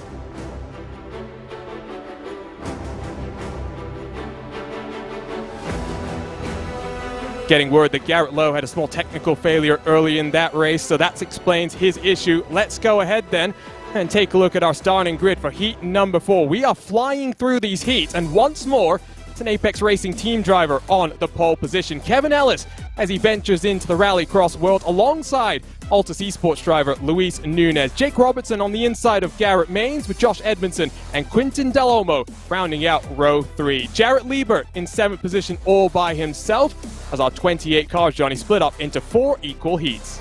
Well, hopefully Quintin does a little bit better than his brother. Not in terms of pace. His brother was certainly up there, but in terms of a bit of luck after the incident with Bobby Zelensky. That's the Joker merge for you here. It's what it's always been like out in motorsport and in sim racing too. It works exactly the same. This is our first glimpse of what Rallycross action will be in the sim. Looks pretty similar to the real world. I do like the start as well. It takes you in this left-hand sweeper that we've already seen. Does mean that if you're on the outside, it might not be in the worst position to get the jump and get the move down into that first corner. We are about to go green for our final heat race of the night here from Barcelona. 28 cars all done, and we'll work our way into those last chance qualifiers on the front row. Good start from Kevin Ellis and Luis Nunez. Ellis tries to cover off the move as his teammate from behind gets tipped around. Jake Robertson, who loses out to Garrett Maines up into the podium position. As side by side, Robertson has to defend from Jarrett Liebert. More contact between Robertson and Liebert, and they're 4 wide with contact in through this quarter. Yeah, utter carnage here. That's the worst start of the 4 heats, as there's some cars in the wall there. But back to the front, Kevin Ellis Jr., who is looking for a second row start in your feature race, just ahead of Nunez. These two squabbled last week, and it continues again here today, heading into turn 2. Difficult braking zone. It's a long radius one into the middle sector. They're running away with it. Make sure they don't battle too much. Otherwise, the rest of the field will be back in contention for those transfer positions. Little bump there from Nunez, just reminding Kevin that he's still there. I think, unfortunately, for the Del Olmo clan, I don't think Quentin had the easiest of starts. He finds himself 8 seconds adrift as we come across the jump to complete lap number 1. Don't know who's going to commit to the Joker, but Nunez is looking racy. He switched over from the VW Beetle into the Subaru STI, and underneath the start gantry they go, all over the rear end of Kevin Ellis to start lap number 2. Not close enough to get the move done, Johnny, but it is very impressive to see a newcomer to the IRX schedule, both out front, doing well. Yep, good stuff. See if they qualify for the World Championship. Certainly no, at least I've heard rumors Not from Kevin, but from someone else. Maybe he might run for it. Not sure. Luis Nunez definitely know he'll be running for it.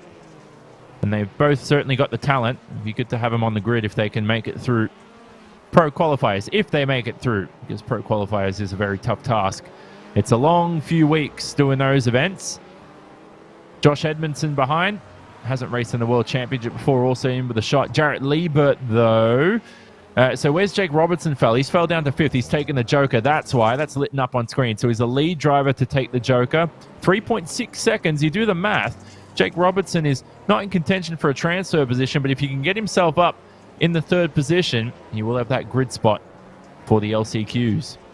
It'll be 2 laps to go at the line. It's still only a couple of tenths between the front two, but they built up a 1.8 second advantage to the 58 car. So does open up the possibility for one of them to blink first on lap 4. Under the bridge they go to start the penultimate lap as we watch Robertson coming through the final corners as well. You can see the visual separation that's formed behind Nunez, though, and that's the important factor, Johnny.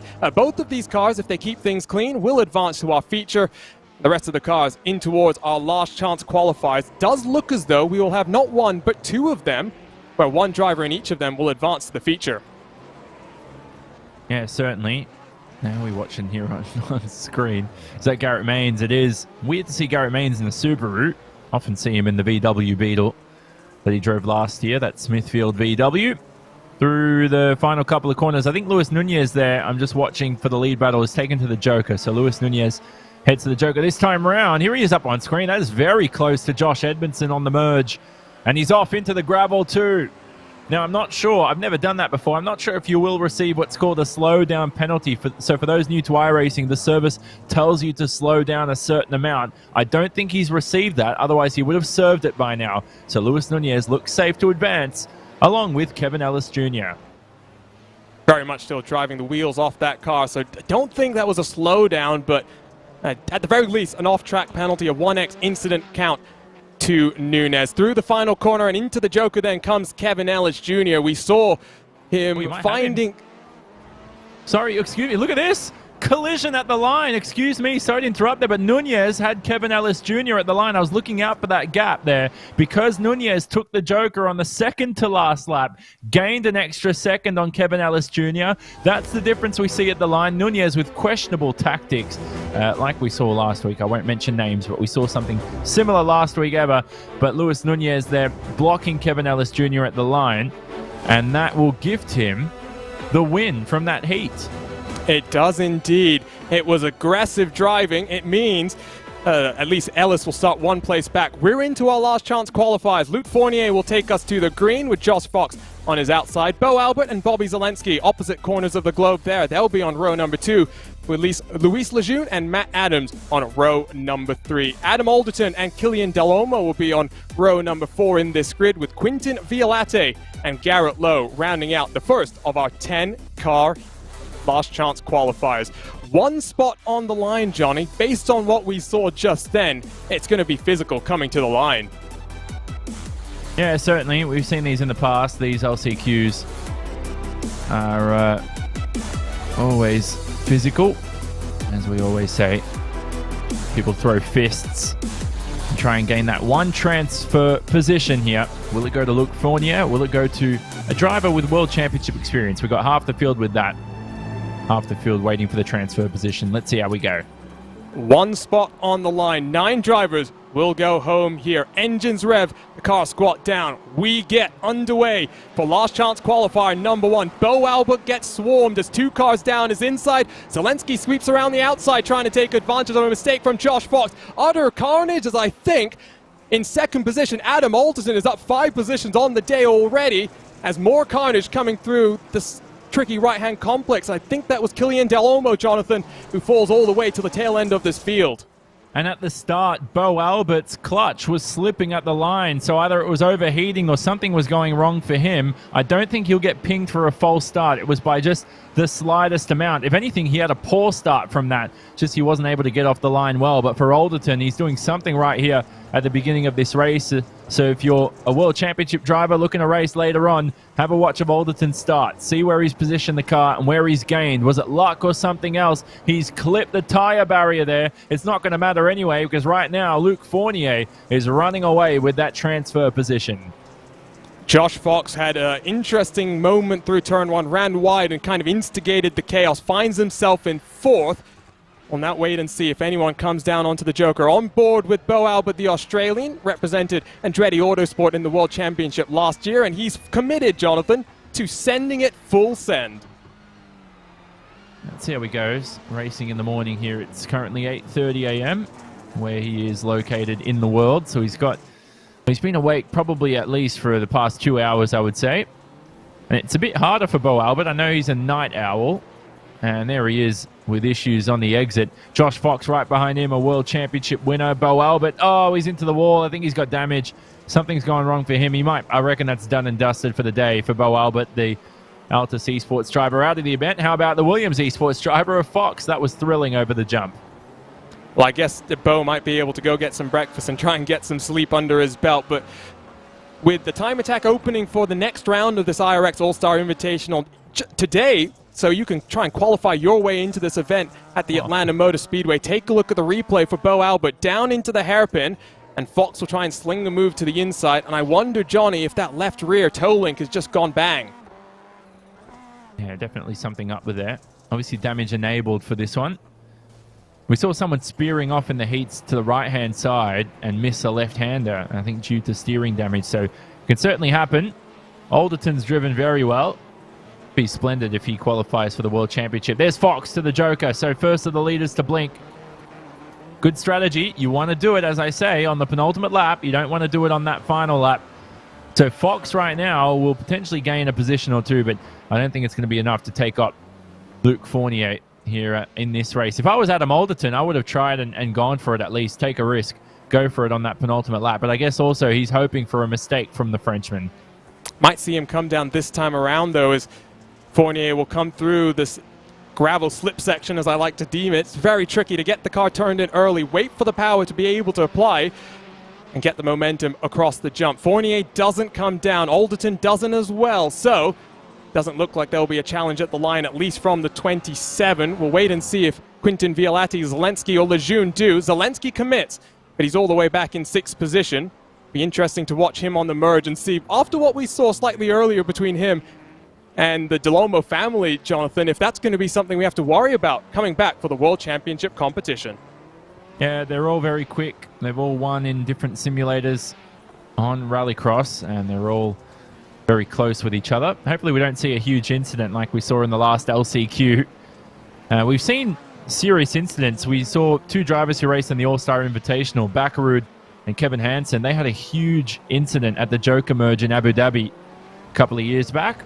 Luc Fournier, though, will advance, and he takes that rear end of the grid in our final feature race. I think he'll actually start second to last because... Oh, no, you're right. He'll start last, and the person who wins our next to the last chance qualifiers will start in the penultimate starting position. So 10 cars working their way through this last chance qualifier. Only Luc Fournier will remain on the night. Adam Alderton on back. Josh Fox, Quinton Violatti, Zelensky, Lejeune, Delomo, Lowe, Adams, and Albert retired for the night. Let's go ahead then, if we can, and take a look at our starting grid for the second of the last chance qualifiers. There are some names in here that might not have expected to be back here, but they will work their way through what will be an interesting portion of the event.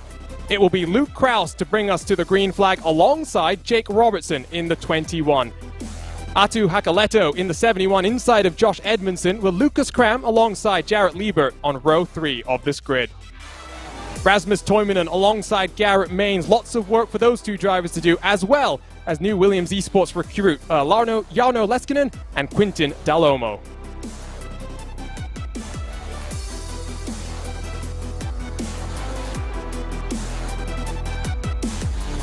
Ten more cars ready to get going, and in just 5 laps time, Johnny, 9 more of them will join the 9 that have already left the virtual track.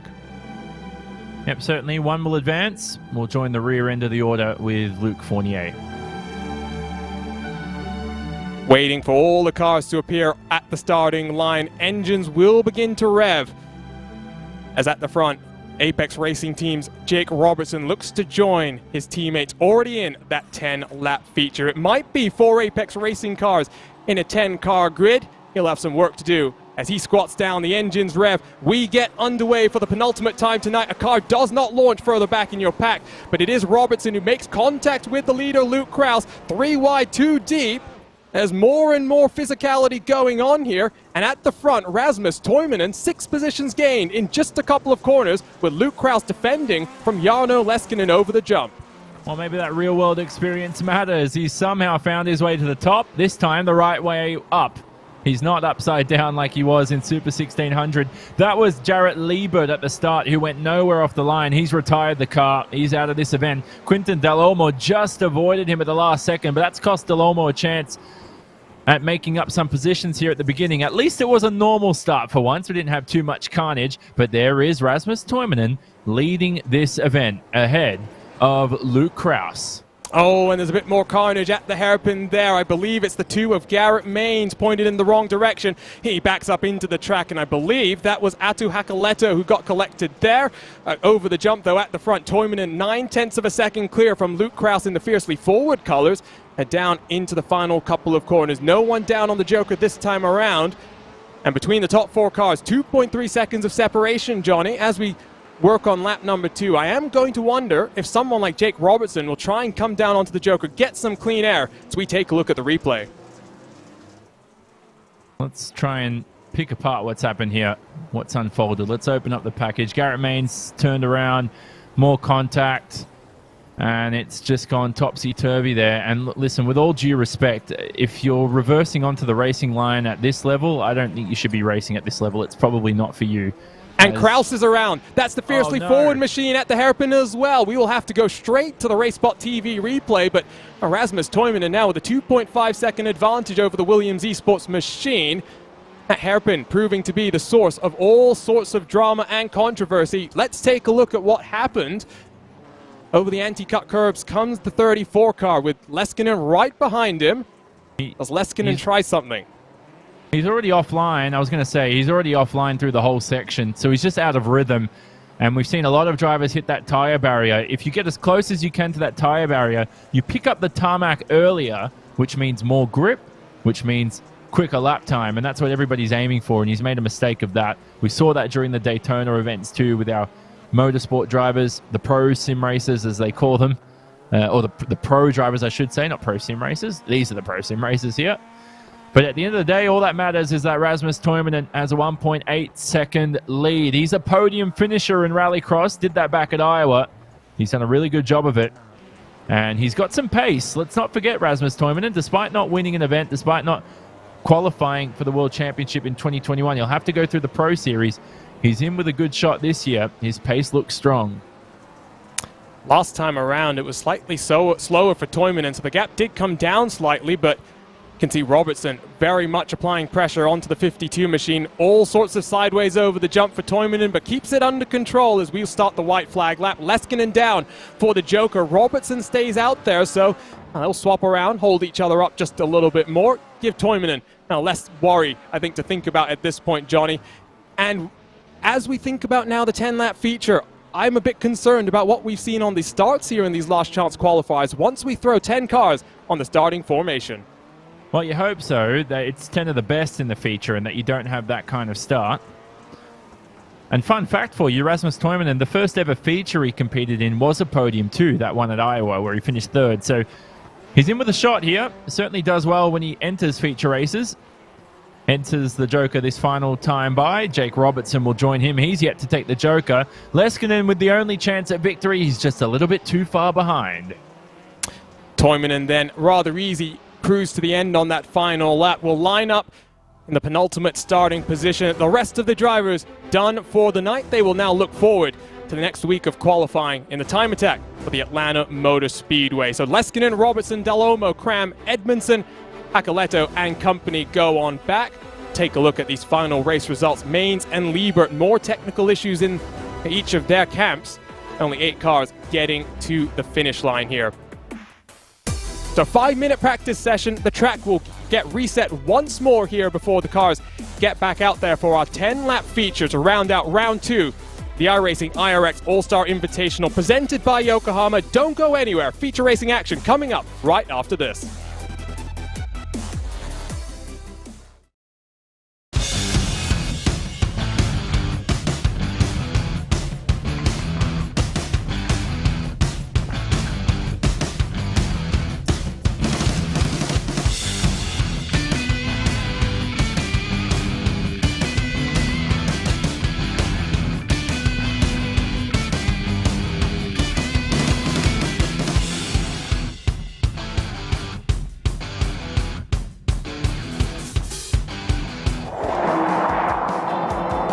Today's new cars have upwards of 100 computers in them, and a dashboard rivaled only by a commercial airliner.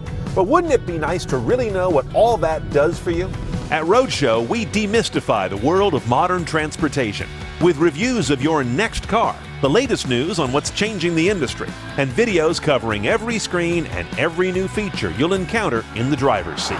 Get informed, get smart, and get going with Roadshow.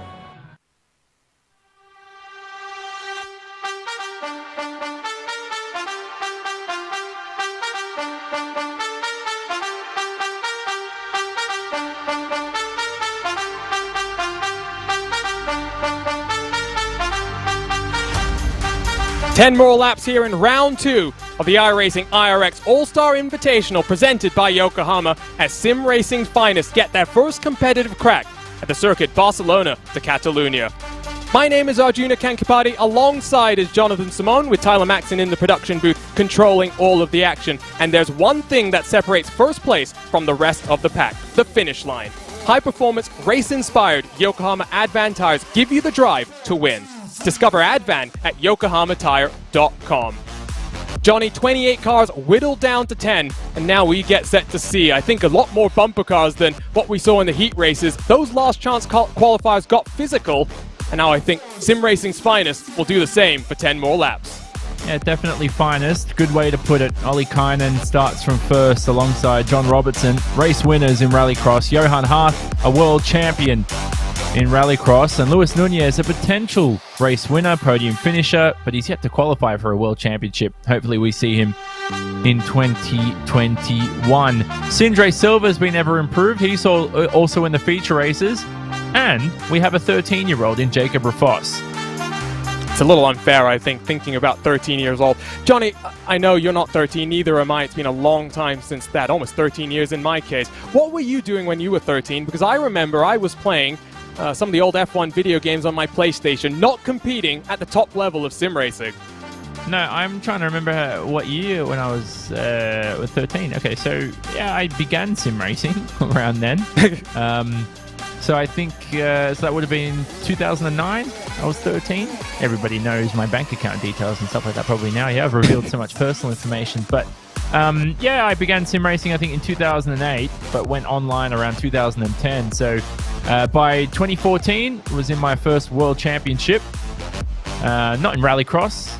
I don't know anything about Rallycross. I'm not an expert with Rallycross, but certainly in open wheelers and other stuff. But I think it's a good age to start. Bono Haas, who was a 5-time world champion on another simulator, certainly did it at a young age at 14 years of age. So certainly possible for Jacob Rafos. He does this a lot. And along with Jarno Leskinen, they look very quick and they're very impressive. If we let's remember back to Sebastian Job when he was 14 years of age. He was tipped to be a star of the future. He certainly was. Winner of the Porsche Super Cup recently in the past couple of years. That's exactly what I was going to point out, Johnny. Joe went from, 13 and 14 years of age, being part of RaceSpot TV and Monday Night Skippies, which is like our community league that RaceSpot does on Monday nights. He started there and is now a world championship competitor. That is incredible to think about. Last year, he went to the top as well. Yeah, certainly good on him. And, I think there is an element of natural talent that goes into racing, but if you don't have that, you just have to put in more hours to beat those guys. And it certainly comes from someone who's had to deal with that, because, again, I'm not naturally talented. I can't do 3 laps and be on pace. I need 1,000 laps. But if you give me 1,000 laps, I can certainly be quick. And that sort of Lewis Hamilton, Nico Rosberg sort of battle that they had, where Hamilton can get on the pace within 3 laps, but it took Rosberg 1,000. But he still beat him 1 year, no matter what bad luck turned Lewis Hamilton's way. But anyway, on towards Rallycross time. Different sport, in a sense. Ironically, the same sport. Here's the grid for your feature race. Ollie Kynan pole, Robertson second. The 2 Apex teammates second and third. Good to see an Altus car, although not Bo Albert in fourth. That's Luis Nunez. Sindre Silva, though, our junior, very impressive. Top 5 start for him in the feature. Very impressive. You have the young 13-year-old alongside Jacob Rafoss. Are you talking about just how impressive he's been? Holman alongside Kevin Ellis Jr. with Luc Fournier and Rasmus Toivonen rounding out our 10-car feature. It was Hearth taking victory a couple of weeks ago at the Brands Hatch circuit. Now we get our first competitive look at what the Barcelona Catalunya track will present on the iRacing service. We expect this track to be on the schedule for the 2021 iRacing IRX Rallycross World Championship, but now it's all about this final start in round 2 of the IRX All-Star Invitational. Front row to Ollikainen and Robertson, with Hearth and Nunez tucked in behind as we wait for the lights to illuminate, the engines to begin revving, and the cars to get underway for 10 laps here. Great launch, from the front row. The 2 Apex Racing teammates make contact with one another, and Ollikainen scampers off into the race lead. Those Apex Racing teammates, Johnny, are done for the day. Hearth is one of them involved. Hearth is into the gravel. We've got a set car on its roof. That's the 13 of Jacob Rafoss. He's turned back the right way around. And I couldn't pick apart who the other Apex car was because John Robertson's clean. Kevin Ellis Jr. looks good as well. So am I seeing things here or am I missing somebody? So we've still got to pick apart what happened. But so far in the lead, though, all that matters is that Ollie Kynan is in the first position and Robertson has fell down the field. It looks like Ollie Kynan has got his... this will be an easy race for him if he keeps it together. It was Johan Hearth, and I do think it was Robertson and Hearth coming together as more contact at the hairpin as well. Luis Nunez, I believe Kevin Ellis Jr. getting together. All sorts of chaos on lap number 1 then, and big gaps forming between the front couple of cars. Kevin Ellis Jr. up 6 positions into second, with Rasmus Toivonen up 7 into third.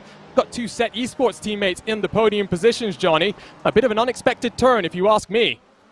Yeah, so here's the replay of the start. So there's a lot to pick out here. Kevin Ellis Jr. came steaming in. So there are the 3 Apex cars. So I swear I saw 2 off. So what's happened to the other one? Ah, there we go. So he's rejoined there, John Robertson. So I thought I saw 2 Apex cars off into the wall. I looked to a separate camera to pick apart what's happening, and that's where John Robertson's rejoined. So it was only 1 at the end of the day of Hearth that is out of this race. But at the end of the day, that timing tower on the left-hand side, that's accurate. Ollie Kynan first. Kevin Ellis Jr. after starting 8th is in second. Toivonen after starting last is in third. What did I say about him scoring podiums in features? He's in with a shot here again today. And we're only working lap 3, so there's still a long way to go. No one has come down onto the Joker just yet. Not sure if we should expect maybe Robertson as we're watching now, or this is Jacob Rafoss, Tommy Holman, excuse me, in the Set Esports number 87. Some big damage to the right front, and he was the first car coming down onto the Joker, so he might be someone looking for a top 5 finish, but no chance really of a podium just yet, Johnny, because Ollikainen well and truly in control. Ellis is going to have to do something special to close the gap. Tommy Horman, recently competing in some Rally X Nordic, currently leads the championship after the weekend. That's in the real world. Good on him for getting a real world drive. It's really all about money now for Tommy Horman because talent's there, and I think he's proved it and will continue to prove it. So somebody sponsor him. If you're watching out here today, he is a mammoth driver. He was, in my opinion, one of 5 different drivers who almost deserved to win the World Championship last year. Not going to name all 5, but certainly came down to a little bit of luck at the end of the day, and Johan Hearth topped that out. But anyway, whatever, we're on towards focusing on this race win. Ollie Kynan, remember, he hasn't raced since that first heat, and I think there's a car ahead here that's going to retire. We see a car. Is that Luc Fournier pulling off to the side of the racetrack? He's going to retire in that Subaru.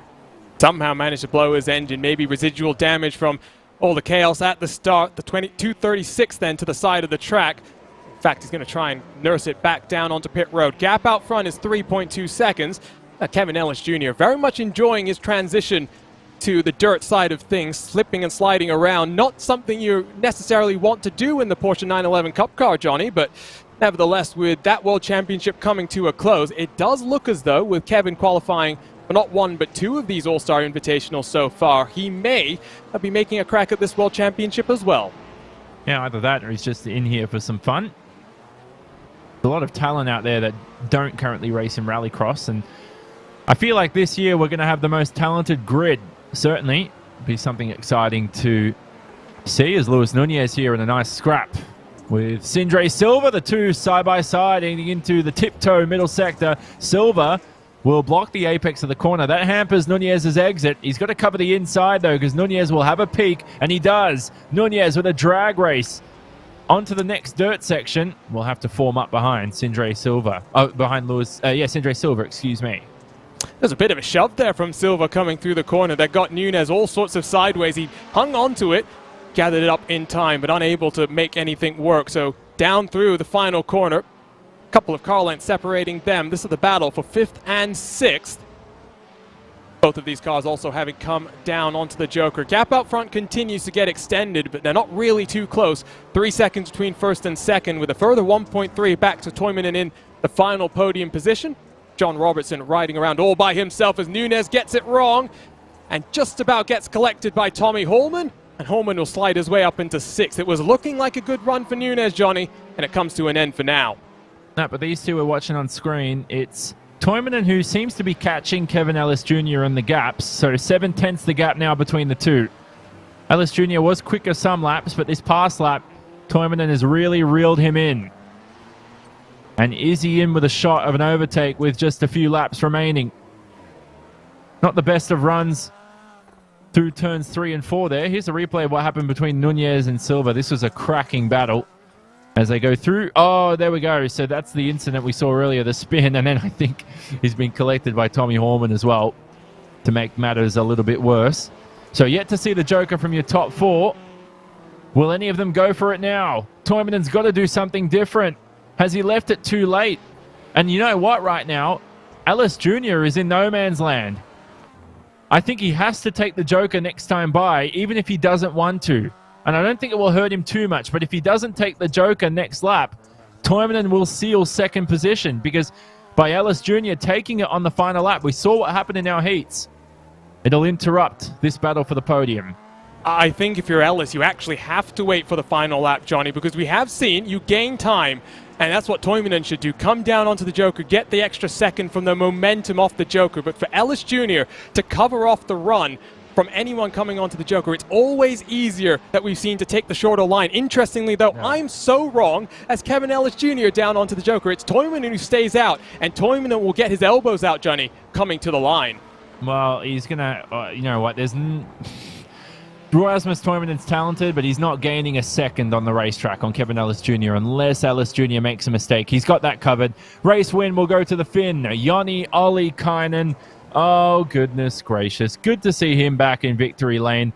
Has not won a race in quite some time. The last time Joni Ollikainen won an event was the final round at Sonoma. He's got 2 World Championship wins, coming through for a 3rd unofficially. He will take to the Joker and lights to flag fairly easy for the 44 machine. Takes victory in round 2 of our iRacing IRX All-Star Invitational presented by Yokohama. And in that fight to 2nd place, it's Kevin Ellis very impressively showing up in the dirt side of things. Toivonen settles for 3rd. The Apex Racing team looking very strong, only getting 2 cars into the top 5 in today's action. Holman drops behind Sindre Silva in the closing stages to settle for 6th with Luis Nunez in 7th.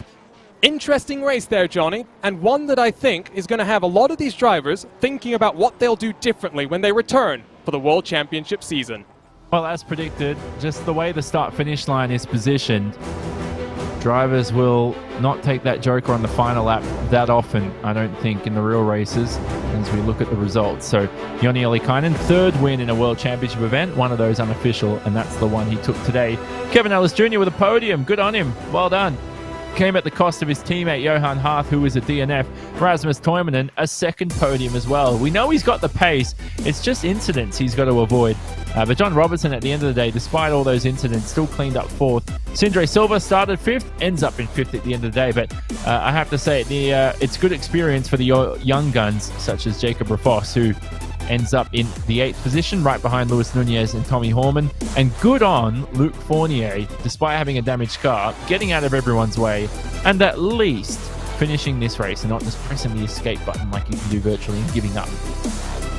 And that's what I was referring to earlier, Johnny, when it comes to the point situation for a world championship. Consistency merits results. And even if you get engine damage like Fournier did, the difference between 9th and 10th is a couple of points. And so you need to make sure you get every single point that you can get. Because like we saw last season when it came to 3 points after 9 incredible rounds, John Robertson not getting into the feature race meant that he couldn't fight for the championship.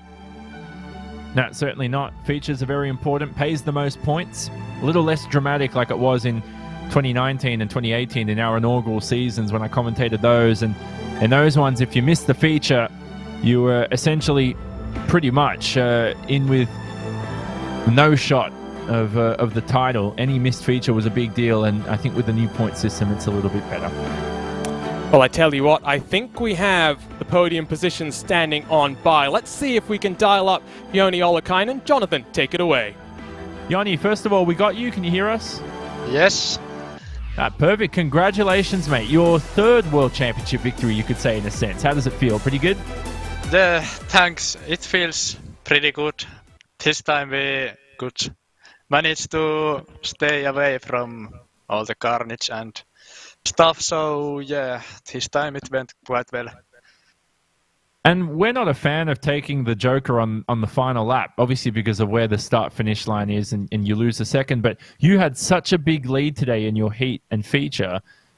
It was pretty simple for you. You had to take that, you could take that Joker on the final lap and get away with it, is what I'm saying. Yeah, I probably could have taken it, but we just wanted to play it safe because in final, my gap to Kevin was like a bit under 4 seconds before the last lap. So if I could have gone to Joker and he would have been on normal track, it could have possibly be quite a tight moment. So we just played it safe and went to last lap. And hey, by the way, I know it's only May, so we're still a few months away from the World Championship, but you've scored a hat-trick today. Pole, heat victory, feature victory. We've only seen those a handful of times in Rallycross. This is some good confidence, isn't it, for you, coming towards the World Championship later on? Yeah, this is good practice, and I just got my new simulator, so it has been a good way to get some feeling for the new equipment, and yeah, so feels good, and I feel quite confident for the autumn. Lovely, mate. We'll leave you to it. Well done again today on victory. It was an awesome job by you. Thank you, mate. So always good to hear Joni Ollikainen there, Arjuna. He is a talent in Rallycross, and it's good to see him back on the top step of the podium. And some emotion coming through there. Not always the case when you talk to Scandinavian drivers, but I think someone who might be a bit happy with how this race has gone. Kevin Ellis Jr. is standing by now. Kevin, 2nd place today. Very good result. How are you finding this transition over to Rallycross? Yeah, it's a fair bit more physical than what I'm used to, for sure. Obviously, the qualifying went quite well. We got ourselves up there with some track position, but you know, in the first heat there, we got intent wrecked for the win, which wasn't great. So I got my first taste of that from Luis. But yeah, you know, the feature went pretty well. We got through the first corner relatively clean. Yeah, I think Tommy just messaged me there saying he was just trying to clear us, not realising I was 4 wide with John and Johan. So I tried to back out of that as best I could and couldn't quite get out of that. And then, of course, I tipped Sindre around, which was all my fault. So apologies to Sindre and anyone else who was involved in that. But yeah, I mean, all in all, pace was good. We managed to keep a respectable pace up there compared to Joni. He was really, really quick. So yeah, congrats to him on the win. What do you feel like is the difference, Johnny? Kevin. You've just wrapped up your Porsche Tagore Esports Super Cup campaign for 2021. Another very impressive showing. This requires a different type of a mindset, I feel. You talk about it being more physical. You have to get elbows out, and you have to be prepared for the moves to come as well. Yeah, really aggressive. Obviously, I'm used to the close quarter stuff with Pesk. Obviously, it's really close quarters racing, and there were the 40 car grids and everything else. So, yeah, it's just a little bit more difficult in terms of the car contact. In Pesk, you don't really get contacts too much when you're up near the front. But in Rallycross, you're going to get a hit from somewhere. It's just a case of trying to minimize how much your car is going to move and all that kind of stuff. So yeah, it's a lot more intense. Where luckily I've got the best in the business alongside me to kind of teach me and get me up to speed with Jake, John, and Johan. So yeah, I'm just trying to learn as much as I can through the All-Star stuff here, and just trying to make the most of being on the grid every week, because obviously we need to qualify our way in, so it's important to not take it for granted and just try and enjoy it as best we can. But yeah, really good transition. Yeah, to get P2 today is really good. Really enjoying the new challenge. Well, and qualifying for the next round from the Atlanta Motor Speedway gets underway today as well, so I'm sure you'll be focusing on that one. The one good thing that I think for your first two races here in the iRacing All-Star Invitational, Kevin, is that we started at two tracks relatively new to the iRacing schedule, and now we go to Atlanta, which has been a staple on the World Championship agenda. You have your teammates that are helping you. Have you already started your laps? How are you feeling about that racetrack? So Atlanta's definitely up there in terms of one of my favourite rallycross tracks. The last 2 weeks I've had to kind of jump in. When the time attack has gone live, that's when I've had to start practicing, just with obviously Pesk and all my other commitments at the minute. So it's really been short practice to get up to speed. I've not had a lot of time, so it could go either way really. Obviously a lot of guys have got a ton of experience at Atlanta and I haven't, but obviously I've got more experience at Atlanta compared to these tracks, so it really could go either way. But yeah, for sure I'm going to get my head down and get the work in, and hopefully we can get another result like this. Great to see you enjoying your time trying something else, Kevin, and hopefully it means a run at the World Championship later this year as well. Congratulations on second. Hopefully we see you in 1 week's time as well. Thanks, guys. So Kevin Ellis Jr. for the Apex Racing team, they had a lot of strong names up in the mix. He ends up as the strongest of them all. One more interview to get to, and it's Rasmus Toivonen, and Jonathan Simone is standing by. So Rasmus, welcome back to the podium, mate. Last time, I remember you made your first feature race at Iowa in the World Championship, and you ended up third in the feature. So here you go again, another podium for you. Yeah, another podium, and thank you so much, Jonathan. Oh my God, I don't know what to say about this, because started P10 and had a pretty awkward quali and heat, and got myself through the C main and B mains, and here I am now. Just tried to take everything smoothly in the final, and got rewarded awesomely for the third prize. And some people don't know this about you, but you are the RX Academy champion a couple of years back, and you did race here in the real world last year in Super 1600, and you were on your roof at one stage. It's good to be on the podium this time out. Yeah, it's good to be a podium, and now I have both in virtual and reality third places here, so 2 podiums in Barcelona, maybe that's a good sign for coming or going to the World Championship qualifiers. And what's your 2021 looking like, both sim and virtual? Both real and virtual. What are you racing in the real world? What are you racing on the sim? Definitely back for Rallycross, I hope, in iRacing. Yeah, we are planning to, or I'm in the army now, so I have to clear that away first, and hopefully I manage to do all the qualifiers, and of course the goal is to go to the World Championships, and I just picked the golden pineapple last year, because I was 11th there and got pretty upset about that, but this year is gonna be a new year, and it's gonna be an awesome one, for sure. Still playing disc golf? Still doing that? Yeah, all kind of stuff what I can do and keep my mind cool. And now when I have my mind cool, I see that all the positive work is coming to other sports and everything. So, and seeing now myself in the third place, and it's paying off, I must say. Yeah, definitely. Keep it up, mate. I've been seeing you on Instagram, still playing disc golf, so it's good to see you taking your mind off things. Well done, Rasmus. Awesome job. Great to see you back on the podium, man. Yeah, thank you very much, and congrats to my teammate Jonne, and wow, what a try from him. And yeah, you have to be, if you want to watch the World Championship, you have to watch what Set Esports can do. Hey, I love that. It's a bit of a teaser for the World Championship later on, Arjuna. They've got a strong squad coming in for 2021. And some people forget, actually, Rasmus Toivonen did compete for Finland at a national level playing disc golf. Some people never heard of that. Give it a Google. Multi-talented person as well then, and celebrating a podium once more. I heard a bit more emotion than I expected from a Scandinavian. I mean, on RaceBot TV, the great thing is we get a global crew of drivers that we get to interview, and for Joni Ollikainen, his teammate Rasmus Toivonen, clearly excited about what today represented for them. They came out gun swinging. Ollikainen pole position in our feature, taking victory as well. Time to start looking forward then, Johnny. We will be back in action in just 7 days' time, heading though to Sonoma and Atlanta, so we'll stay all in the United States of America. The real racers cross the coast into wine country as well. And like I said, Atlanta Motor Speedway, one of the staples on the World Championship schedule, one of my favorite tracks as well to watch racing around. Yeah, certainly. Sonoma, I love. It's definitely a driver's favorite. Atlanta, the long layout that we're heading to. Another great circuit there. Long Joker Delta time. It's around about 8 to 8.5 seconds, depending on the merge and the exit of the back straight. Good to see them both.